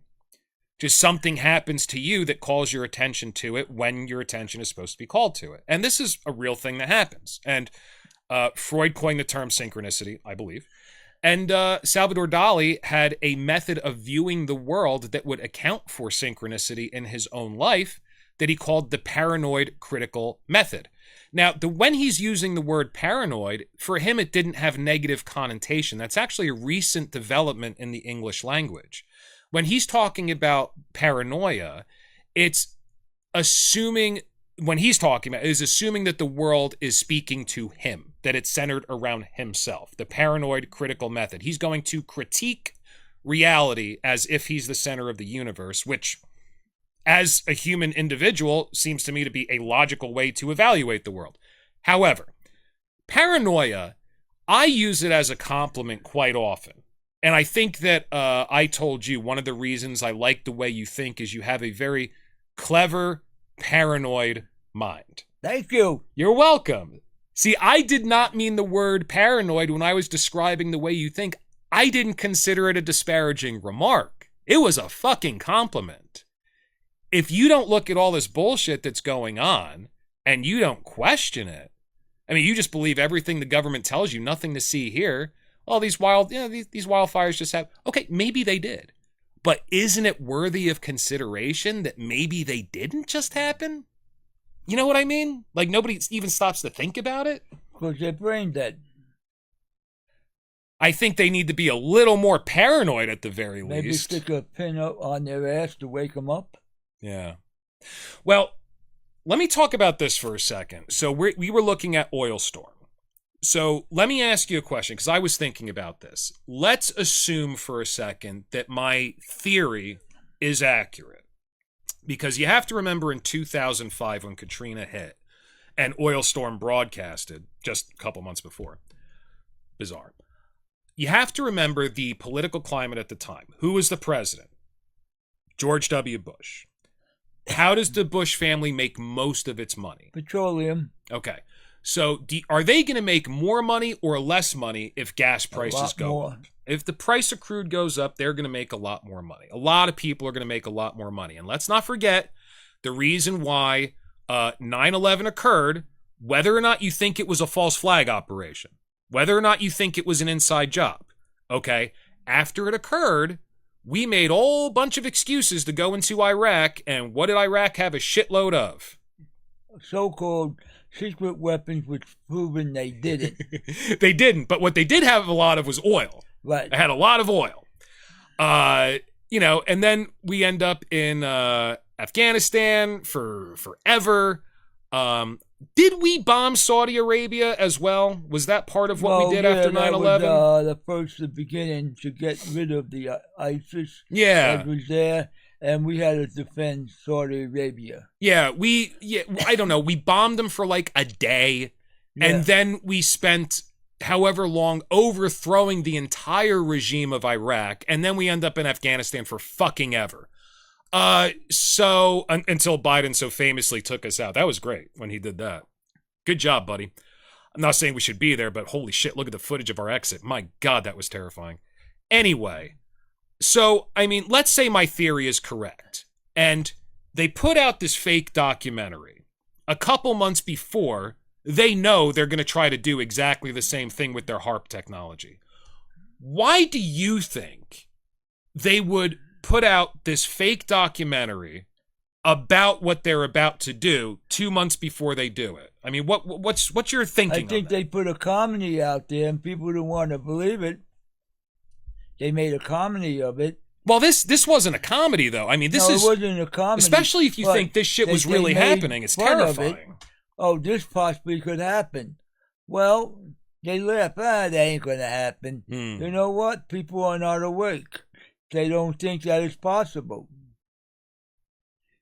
And that's what it is. If you put something funny in someone, they'll take it as an entertainment. But when it really happens, they forget. Yeah, that's true. And like I said, to my knowledge, this thing only aired once. And I'm kind of trying to look at it from like a metaphysical perspective. It almost feels like they're trying to make you accept something that's about to happen by preemptively making you go through the emotions of already having experienced it. Remember World Trade Center when 7 minutes before the plane hits the towers, the British government said the plane hit the towers? No, and we were talking about this the other day. I do not remember that at all. Yeah. And I was trying to look this up on Google, and I can't find shit about it. And isn't it interesting that over time, now I can find out a whole bunch of shit about Oil Storm, and it's actually on YouTube, but I can't find anything on the Jewish patriarchs potentially being a pharaonic dynasty, and you can't find a whole bunch of shit that you were trying to look up earlier today about the bloodlines of the 13 families that you wanted for this podcast. The book on I got that, but I'm trying to print it out. Yeah, I know. For you. And you couldn't find the shit. Oh no, the thing is, I got it on my files, but I can't print it out. It's like they erased it off the website. It's funny how over time things that I couldn't find any information on, which honestly, this Oil Storm bullshit made me start to feel like I was crazy. I was like, did I even see this? Was I dreaming it? Maybe you were drunk. No. You weren't drunk at the time? No, not in 2005. Okay. No, not at all. I didn't start drinking really until 2012, and I didn't stop until pretty much this month. But I did get wasted the other day. But yeah, we're gonna keep that few and far between. But it's not worth it, man. You got other things to think about then. Yeah. Well, back then I did. I mean, I was just starting a career. I was looking for a house. 25 years old, and you got kicked out of your fucking house at 18. That's a big set of rules. It's a big responsibility. Yeah. I had shit that I had to take care of. As Talking Head wasn't going to do it. I had to do it. So the only difference between me and you, I lived during that period. What period? That makes a difference. You talking about the Popeye incident? That you're talking about. I lived during that period. Well, I'm talking about 9/11 and Hurricane Katrina. Yeah. I was there too. Like I said, anything before 9/11, I lived during that period. I witnessed it. Yeah, so did I. These eyes. Yeah. Well, I was born in 80. I'm not that young. Right. So therefore, I have a little advantage over you. A little bit, yeah. Well, you know about Operation Popeye. I wasn't aware of that. I know a few more operations too. Do you know them offhand? The names of any of them? No, I have to find them. Okay. Because some assassinations that they did. Yeah. We were never in Cambodia. And the whole Gulf of Tonkin thing we now know is bullshit. That's been declassified. But so I was trying to think about this almost like as a magician. If I was going to do something that people didn't think I had the capability to do, why would I want to prime them for it in advance? Because my feeling is the only thing that Oil Storm did for me, that in my conscious awareness, is... Whoops. There we go. Is it made me think, holy shit, this was done on purpose. So it actually made me incredibly skeptical. But let me read a little bit of this. So I was looking up different types of propaganda and what they're used for. So I was trying to find this specific type of propaganda. Why would you tell somebody what you're about to do? And the only thing that I could come up with, and I looked up on Wikipedia the different types of propaganda, I was not getting anywhere. So I actually generated a very good answer from AI, which I have on the screen right now. But the only thing I could come up with was, I remember my old sales coach telling me, here's how you do it. Whenever you're doing a sales presentation, or really anything that you're doing in customer service or whatever, step 1, you tell them what you're about to do. Step 2, you do it. And step 3, you tell them what you just did. And that basically sets people at ease with the process. And that made sense to me, but that's not exactly what I was looking for. So I went on ChatGPT and I asked it the question, what is the type of propaganda where you tell somebody events that are about to happen before you make them transpire, or something like that? So here's what I got back from ChatGPT. The type of propaganda that releases information to condition the public to future events is often referred to as preemptive propaganda or anticipatory propaganda. This type of messaging is designed to influence public perception and attitudes ahead of time, often in preparation for a policy change, social shift, or significant event. And then I got to this point and I'm thinking, okay, that kind of makes sense. If I want people not to riot when gas prices start to go up, okay, I'll make this documentary. I'll put it out into the zeitgeist. That way people are a little more conditioned. They saw a documentary. They know this is possible. So it can be used in several ways, according to ChatGPT. Framing. The information is presented in a way that shapes how the public perceives future events, by highlighting certain aspects while downplaying others. 2, now this, I think this is one of the big ones that Oil Storm was doing. Normalization. The goal is to make certain actions or ideas seem more acceptable or inevitable. So when they actually occur, they are less likely to provoke resistance. For example, introducing the idea of surveillance gradually, so when it becomes widespread, it's acceptable as normal. Or promoting generally the idea of a hurricane hitting the Gulf Coast and then actually fucking making it happen and oil prices skyrocketing 2 months later. Yeah, I think they were a little close to the on the nose with that one. Good job, guys. Desensitization. Jesus, I'm tongue-tied lately. I read more than I talk. Repeated exposure to a particular narrative or event. That's not really what we're looking at here. False flags or diversions. Not really what we're looking at. This is a big one for Oil Storm. Emotional conditioning. Using emotional appeals, fear, patriotism, etc., to guide public sentiment in a specific direction, making people more receptive to upcoming actions or policies, like raising gas prices. Holy shit. In many cases, governments, corporations, or other influential entities may utilize this strategy to subtly align public opinion with their future objectives. For example, when preparing the public for an upcoming war, economic changes, or shifts in social norms, the media may start disseminating specific information that supports those goals. So there you go. So that is precisely what Oil Storm was doing. Whether or not they knew there was going to be the same shit happen 2 months later, if you want to be the type of asshole to chalk that up to coincidence, I think that's pretty fucking short-sighted. But hey, maybe you're right. I don't have any proof. I know we have the technology, but you motherfuckers don't want to look at that. So what else am I going to tell you? No, that's what people believe. They read it and they say, what the hell could I do about it? They don't look for answers. I guess they don't look for solutions. Do you think that's why people kind of have a head in the sand attitude about these things, is because they feel like the more they know, the more powerless they're going to feel? They have no power. They feel useless. Yeah. Totally useless. I can't control this. But if they don't look for solutions, they'll never have answers. Now, if you do get an answer, say, okay, I got an answer to this. But if I do this, I'm looking at the consequences. Now, the consequences are too great for me to face, so I might as well just go along with the crowd and play safe.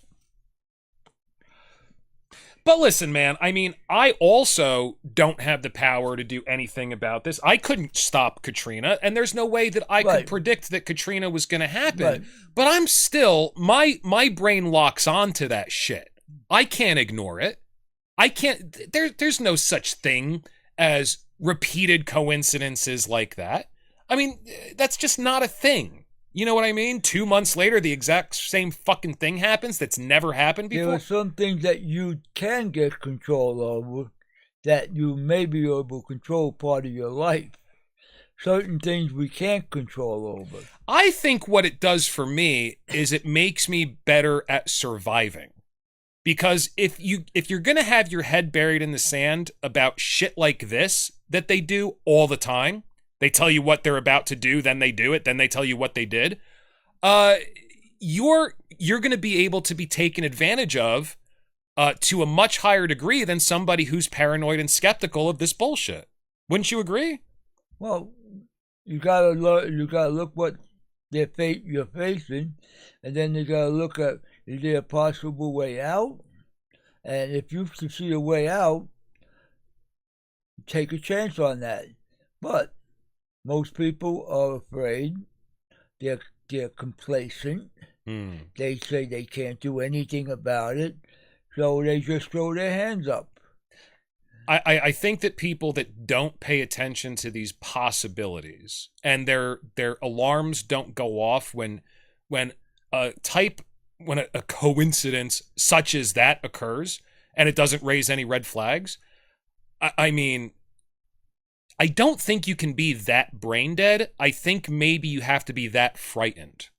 Yeah, fear is a great weapon.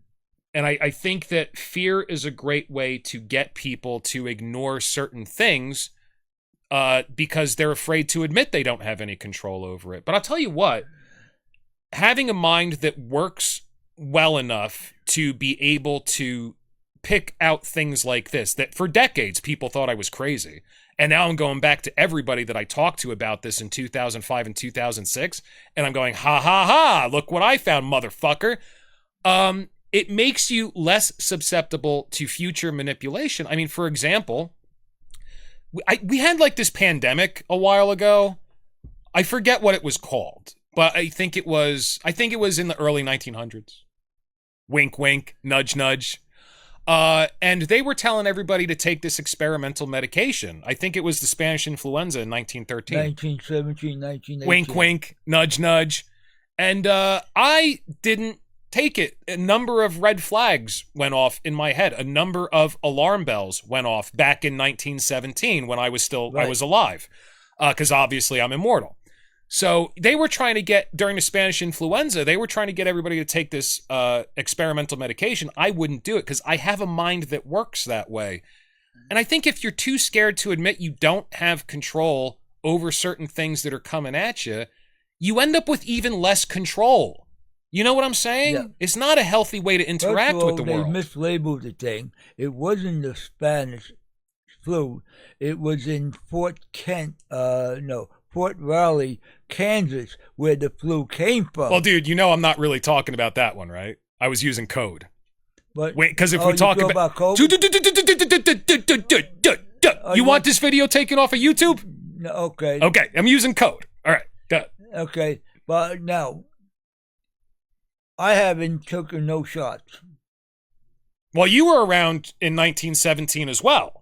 And you didn't take the shots. No, I'm hearing you. Yeah.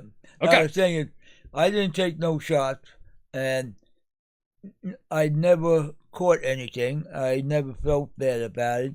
But I know people that have taken the shots, and 2 days later they got it. But the thing is, I'm lucky. I'm lucky, or I beat the odds. Yeah. None of these things are 100% correct. Now, I'm trying to look at other examples of that type of propaganda conditioning. And one of the ones that I came across, of course, is 9/11. So, but this one, so here's somebody talking about my wife's anti-terrorism book from 1997 has the Twin Towers and crosshairs. And if you watch the movie, especially the original version, which came out after 9/11, the Zeitgeist, where they talk about the Venus Project and everything, and they talk about religion and how it's used to manipulate the masses, and then they talk about the war on terror, because that was the big thing at that point.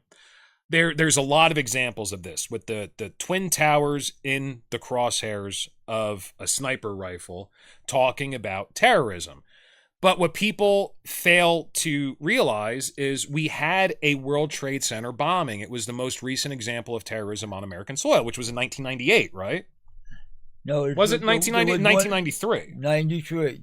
93, that's right. So that's why... They tried to bomb the basement. Yeah.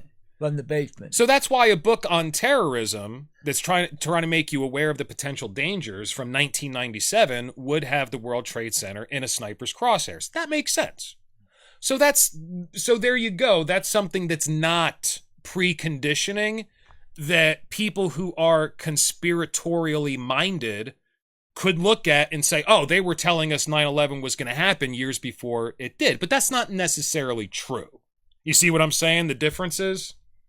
The point is they couldn't predict the date, but it was a possibility because in 93, the guy that was working for Clinton did put out a statement that they can use airplanes to attack the building, and it did happen. Right. And when 2/11 happened... And that was a report that they got that Condoleezza Rice famously in a press conference said that, well, we got a report that this could happen. And one of the reporters says, well, do you remember the name of the report? And she says, well, I remember it was something like terrorists could use jets to fly into the World Trade Center. Yeah. What the fuck? The report title was that on the nose and you guys did nothing to fucking subvert this? You know... It's crazy. Yeah, well, the writing was on the wall, and nobody read it. Yeah. Now, here's another thing that I was thinking about, which comes close to this type of propaganda, but it's not quite. And that's Y2K. Do you remember Y2K? Yeah. Yeah. So Y2K, my father at that time was, I was 19. And My father was in a church that was stockpiling weapons, generators, and water. And food. And food. Not so much food, but water. Do you know somebody like that? I do know somebody like that. I do. Do you remember his name? I think his name's Harry. Yeah. But, so they were doing all of this in preparation, though, for Y2K. And I don't know, maybe that's where you started becoming, was that where you started becoming a prepper? No, I was before that. That was before that. Okay. Yeah. So, I mean, this, back to your point, War of the Worlds with Orson Welles, that radio broadcast where he's talking. Yeah, he's talking about, I forget when it was, but he's talking about aliens invading Earth. Yeah. And it's done in such a realistic manner, much like Oil Storm, where people start to believe that aliens are invading the world and start to panic. So Y2K was like that. I mean, they were pushing this in the media so hard that in the year 2000, because of a simple computer programming error, where your year on the onboard clock is not 4 digits, it's only 2 digits. So when the year 2000 arrives, your onboard clock in your computer is not going to read 2000, it's going to read 00. And for some reason, this is going to make all the computers in the world stop working.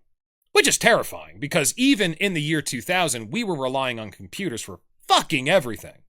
So everything was a fear campaign.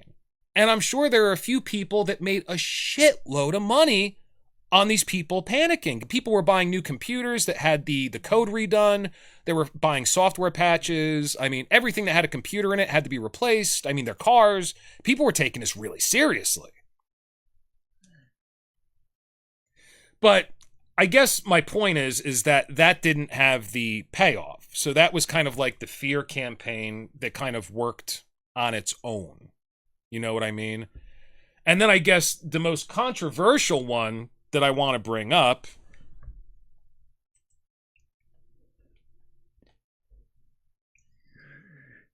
Hang on a second. Oh, this is not the most controversial one, but I wanted to bring up 2 more quickly. See what you think about it. So this is about Anthony Fauci, right after Trump's inauguration, or before Trump's inauguration, talking about this administration will definitely have to deal with some sort of pandemic outbreak.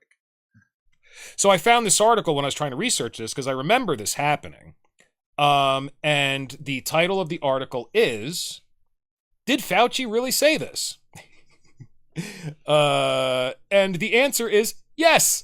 Yes, he did. He fucking did say it. So he was talking to pandemic preparedness in the next administration speech, and he said, there is no question there will be a challenge to the coming administration in the arena of infectious diseases. He added, the thing we're extremely confident about is that we're going to see this in the next few years. Wow. Fauci, kind of a fucking prophet, man. He's got some weird powers. No, we knew it. Was he part of it? Was he the one giving NIH money to the Wuhan lab? Was he the one doing that? I guess. And they're supposedly trying to steal it from the laboratory in Canada. They weaponize it. Yeah, you were showing me something. I want to dig a little bit farther into that before we talk about it. Because if the coronavirus was stolen from a lab in Canada, then brought over to China, and then they start getting NIH funding because Obama outlawed gain-of-function research in the United States, the fact that it was the original virus was stolen from Canada kind of makes the story a little more convoluted. You know what I mean? There's a lot more dots to connect there. I'd like to look more into that. Did you read any more into that after I looked at it? I can't print it out yet. I haven't figured that out yet, but I'm going to try. Okay. Yeah, maybe we could talk about that next time, because that's pretty weird. But here again, I mean, this wasn't a fear campaign, but he's talking about something that he probably knew with 100% certainty was going to happen, and then it did. And I would speculate Oil Storm was doing the same fucking thing. Well, Yeah. What's the next thing they're going to do?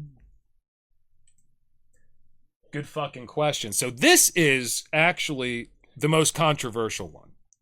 Now, I want to preface this. I probably shouldn't even bring this up, but I want to say right now, nobody watches this, so fuck it. That's kind of my feelings on it. And this is something that I was able to research on the internet years ago, and now is not there. You cannot research it. And what I was doing was I was looking up theories that are espoused by a whole bunch of people who deny the Holocaust deniers. Yep. And the reason I'm looking into this is because the same reason I look into flat earth theory. This is something everybody accepts, that the earth is round, that a bunch of Jews died in the Holocaust. So why are people saying that perhaps this didn't happen? I want to see where people are coming from. And if you want to call me anti-Semitic for that, fuck you, go right ahead. I'm in the Jewish Space Laser program. They accepted me. They didn't accept you. Fuck off. So this is a little Reddit post that I was able to find. One of the things that Holocaust deniers will talk about is the fact that a whole bunch of published newspapers from 1918 to 1938 were talking about 6 million Jews dying in some kind of Holocaust. So this is a fact of historical record. Now, this is the only thing that I could find on it is a Reddit post, and I understand if people are going to be skeptical of the information that I'm claiming to have knowledge of, because that's the only thing I could find. I get that. Totally get where you're coming from. But back when I originally researched this, I think it was a little after 2012. So I probably was drunk, but I did look into this pretty deeply.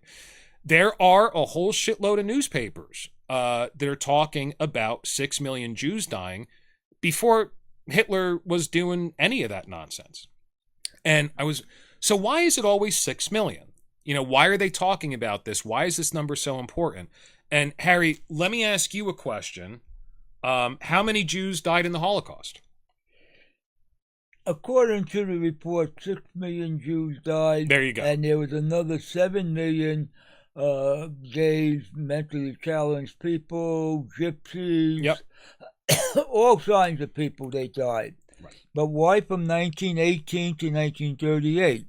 Why were they even talking about 1918 World War I was finished, and the Germans were blaming the Jewish business people for not supporting the war. So World War I was finished by 1918? 1918. Echo, when did World War I end? The First World War ended on November 11th, 1918. November 11th, 1918. Okay. All right. But they blamed the Jews because they lost the war, because the Jews were the only people who were business people, and they did not fight in the war. Now, I understand that there was anti-Semitic goings-on in Germany. I get that. But why would American Zionist papers... Because this is what I'm talking about. We're talking about American publications. These are most of the ones that I saw when I originally researched this that came from that time period were American Zionist publications. Yeah. They were the power people in America that owned the businesses, and they wanted America in the war. Mm-hmm. And it goes, yeah, but the war hadn't even started yet. No, the war started in 1914. No. We're talking about World War II now, because the Holocaust didn't happen until World War II. World War II didn't start till 41. Right. So why would they be talking about 6 million Jews dying in 1918? 1918, the Jewish... World War I is over. World War II hasn't even started yet. But in 1918 to 1914 to 1918, and we entered the war in 1917, and we made a difference in keeping England free. England was about to fall. They were bad. And we had to come in, and we supported the war, because the Jews that came into this country from 1900, who became the business people, the money people, mm-hmm. they wanted to do Germany because they knew what Germany was going to do. Mm-hmm.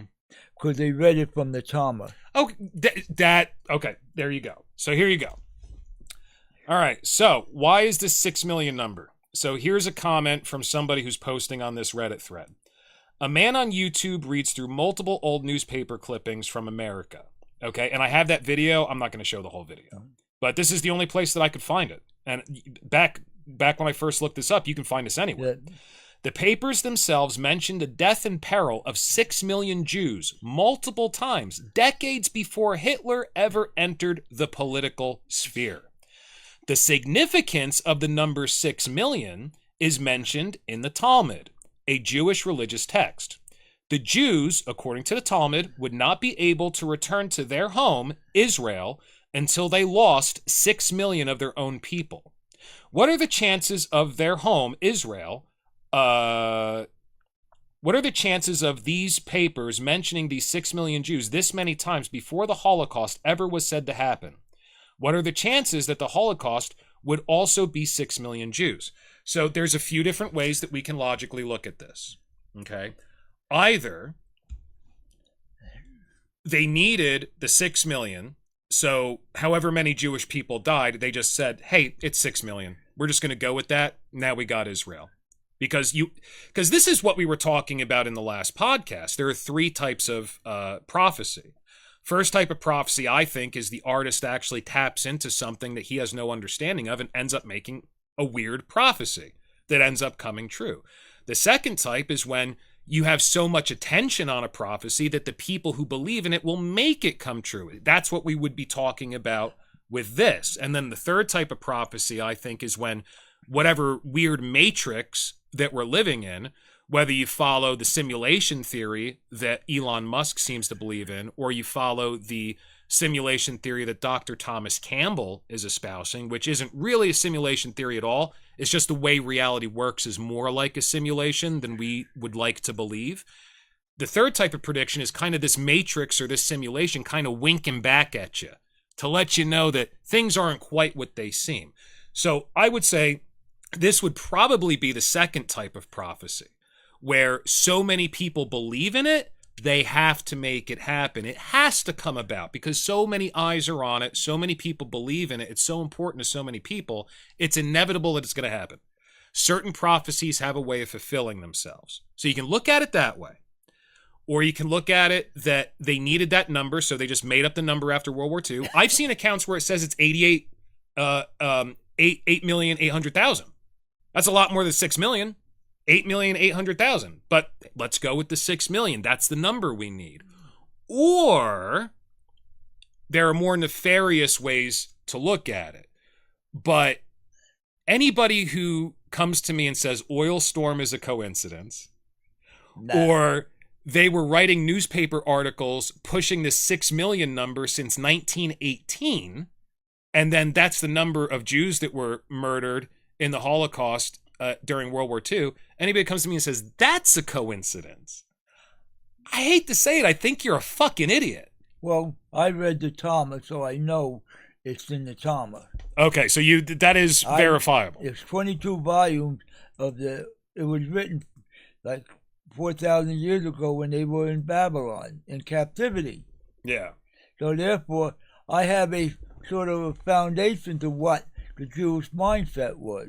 Okay. It's very mind-boggling just reading 22 volumes of books for a couple years and seeing what their mindset is. You told me a rabbi got angry at you for even having copies of those, right? Yeah, I got a book on what they did in the temple. Okay. With their spiritual, calling angels, this and that, the occult. Yeah.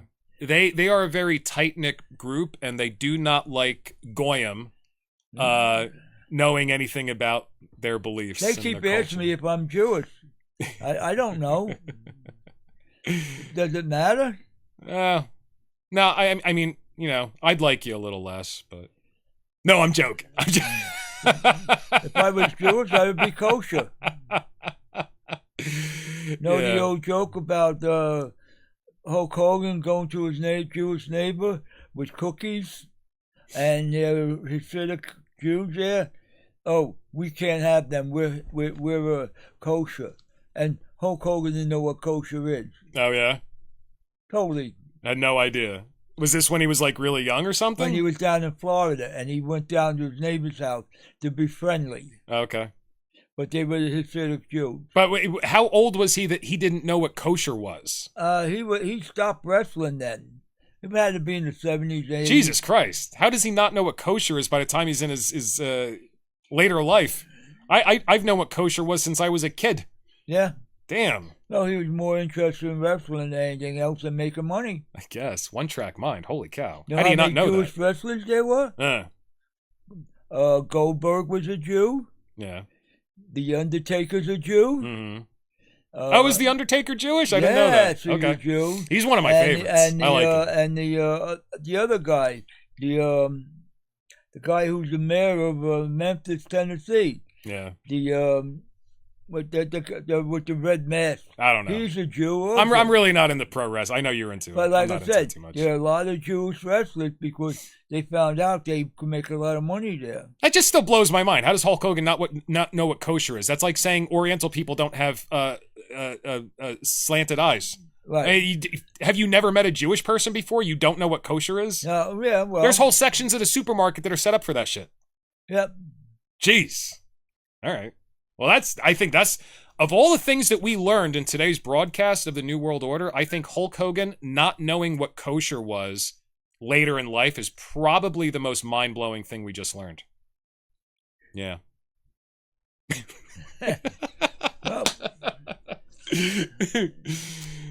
Well, whatever. Right. Yeah.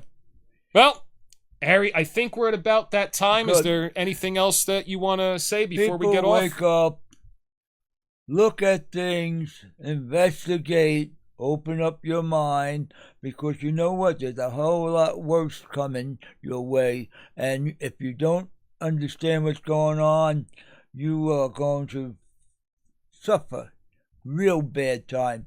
At least I know who my enemies are, how they're doing it, and why they're doing it. Yeah. That's what I know. And you know, dude, that's the thing that really upset me about the conflict in the Ukraine is there was so much propaganda that was being put out that was attempting to normalize nuclear war. I mean, did you see those commercials that were airing in New York City? Where you have like this really nice looking girl and she comes on and she tells, oh, if you're concerned about nuclear war, let me tell you some safety steps that you can take in case of a nuclear conflict. Like they were legit trying to normalize nuclear conflict during the Ukraine struggle. And that worried me because if the media, the government is trying to normalize nuclear conflict, they're getting us ready for it. They're gearing up for it, man. When I was a kid in the 50s going to school and the air raid sirens go on, they just said, go underneath the decks, you'll be protected. Yeah, right. Bullshit. Yeah, right. I mean, that was a bunch of lies. I mean, that if you believe that, and then they used to have... If you believe that, I got a bridge to sell you. Right, yeah. I sold that one time. And they used to have plastic bags, not like the big bag, with a clear thing that you used to put over you, and it was supposed to protect you from radiation. Yeah, okay. I'd be melted in there like a crispy critter by the time. Yeah. Don't trust the government at all. Yeah, yeah. I mean, if you want to have even a modicum of predictive abilities, take a look at what they're trying to normalize on the news and in commercials and shit, and that'll tell you at least where their head's at. Maybe not exactly what'll happen, but it'll tell you what they're thinking about. Thank you very much, everybody, for watching the New World Order broadcast. Until next time, and just remember, we're watching you too. Someone is watching.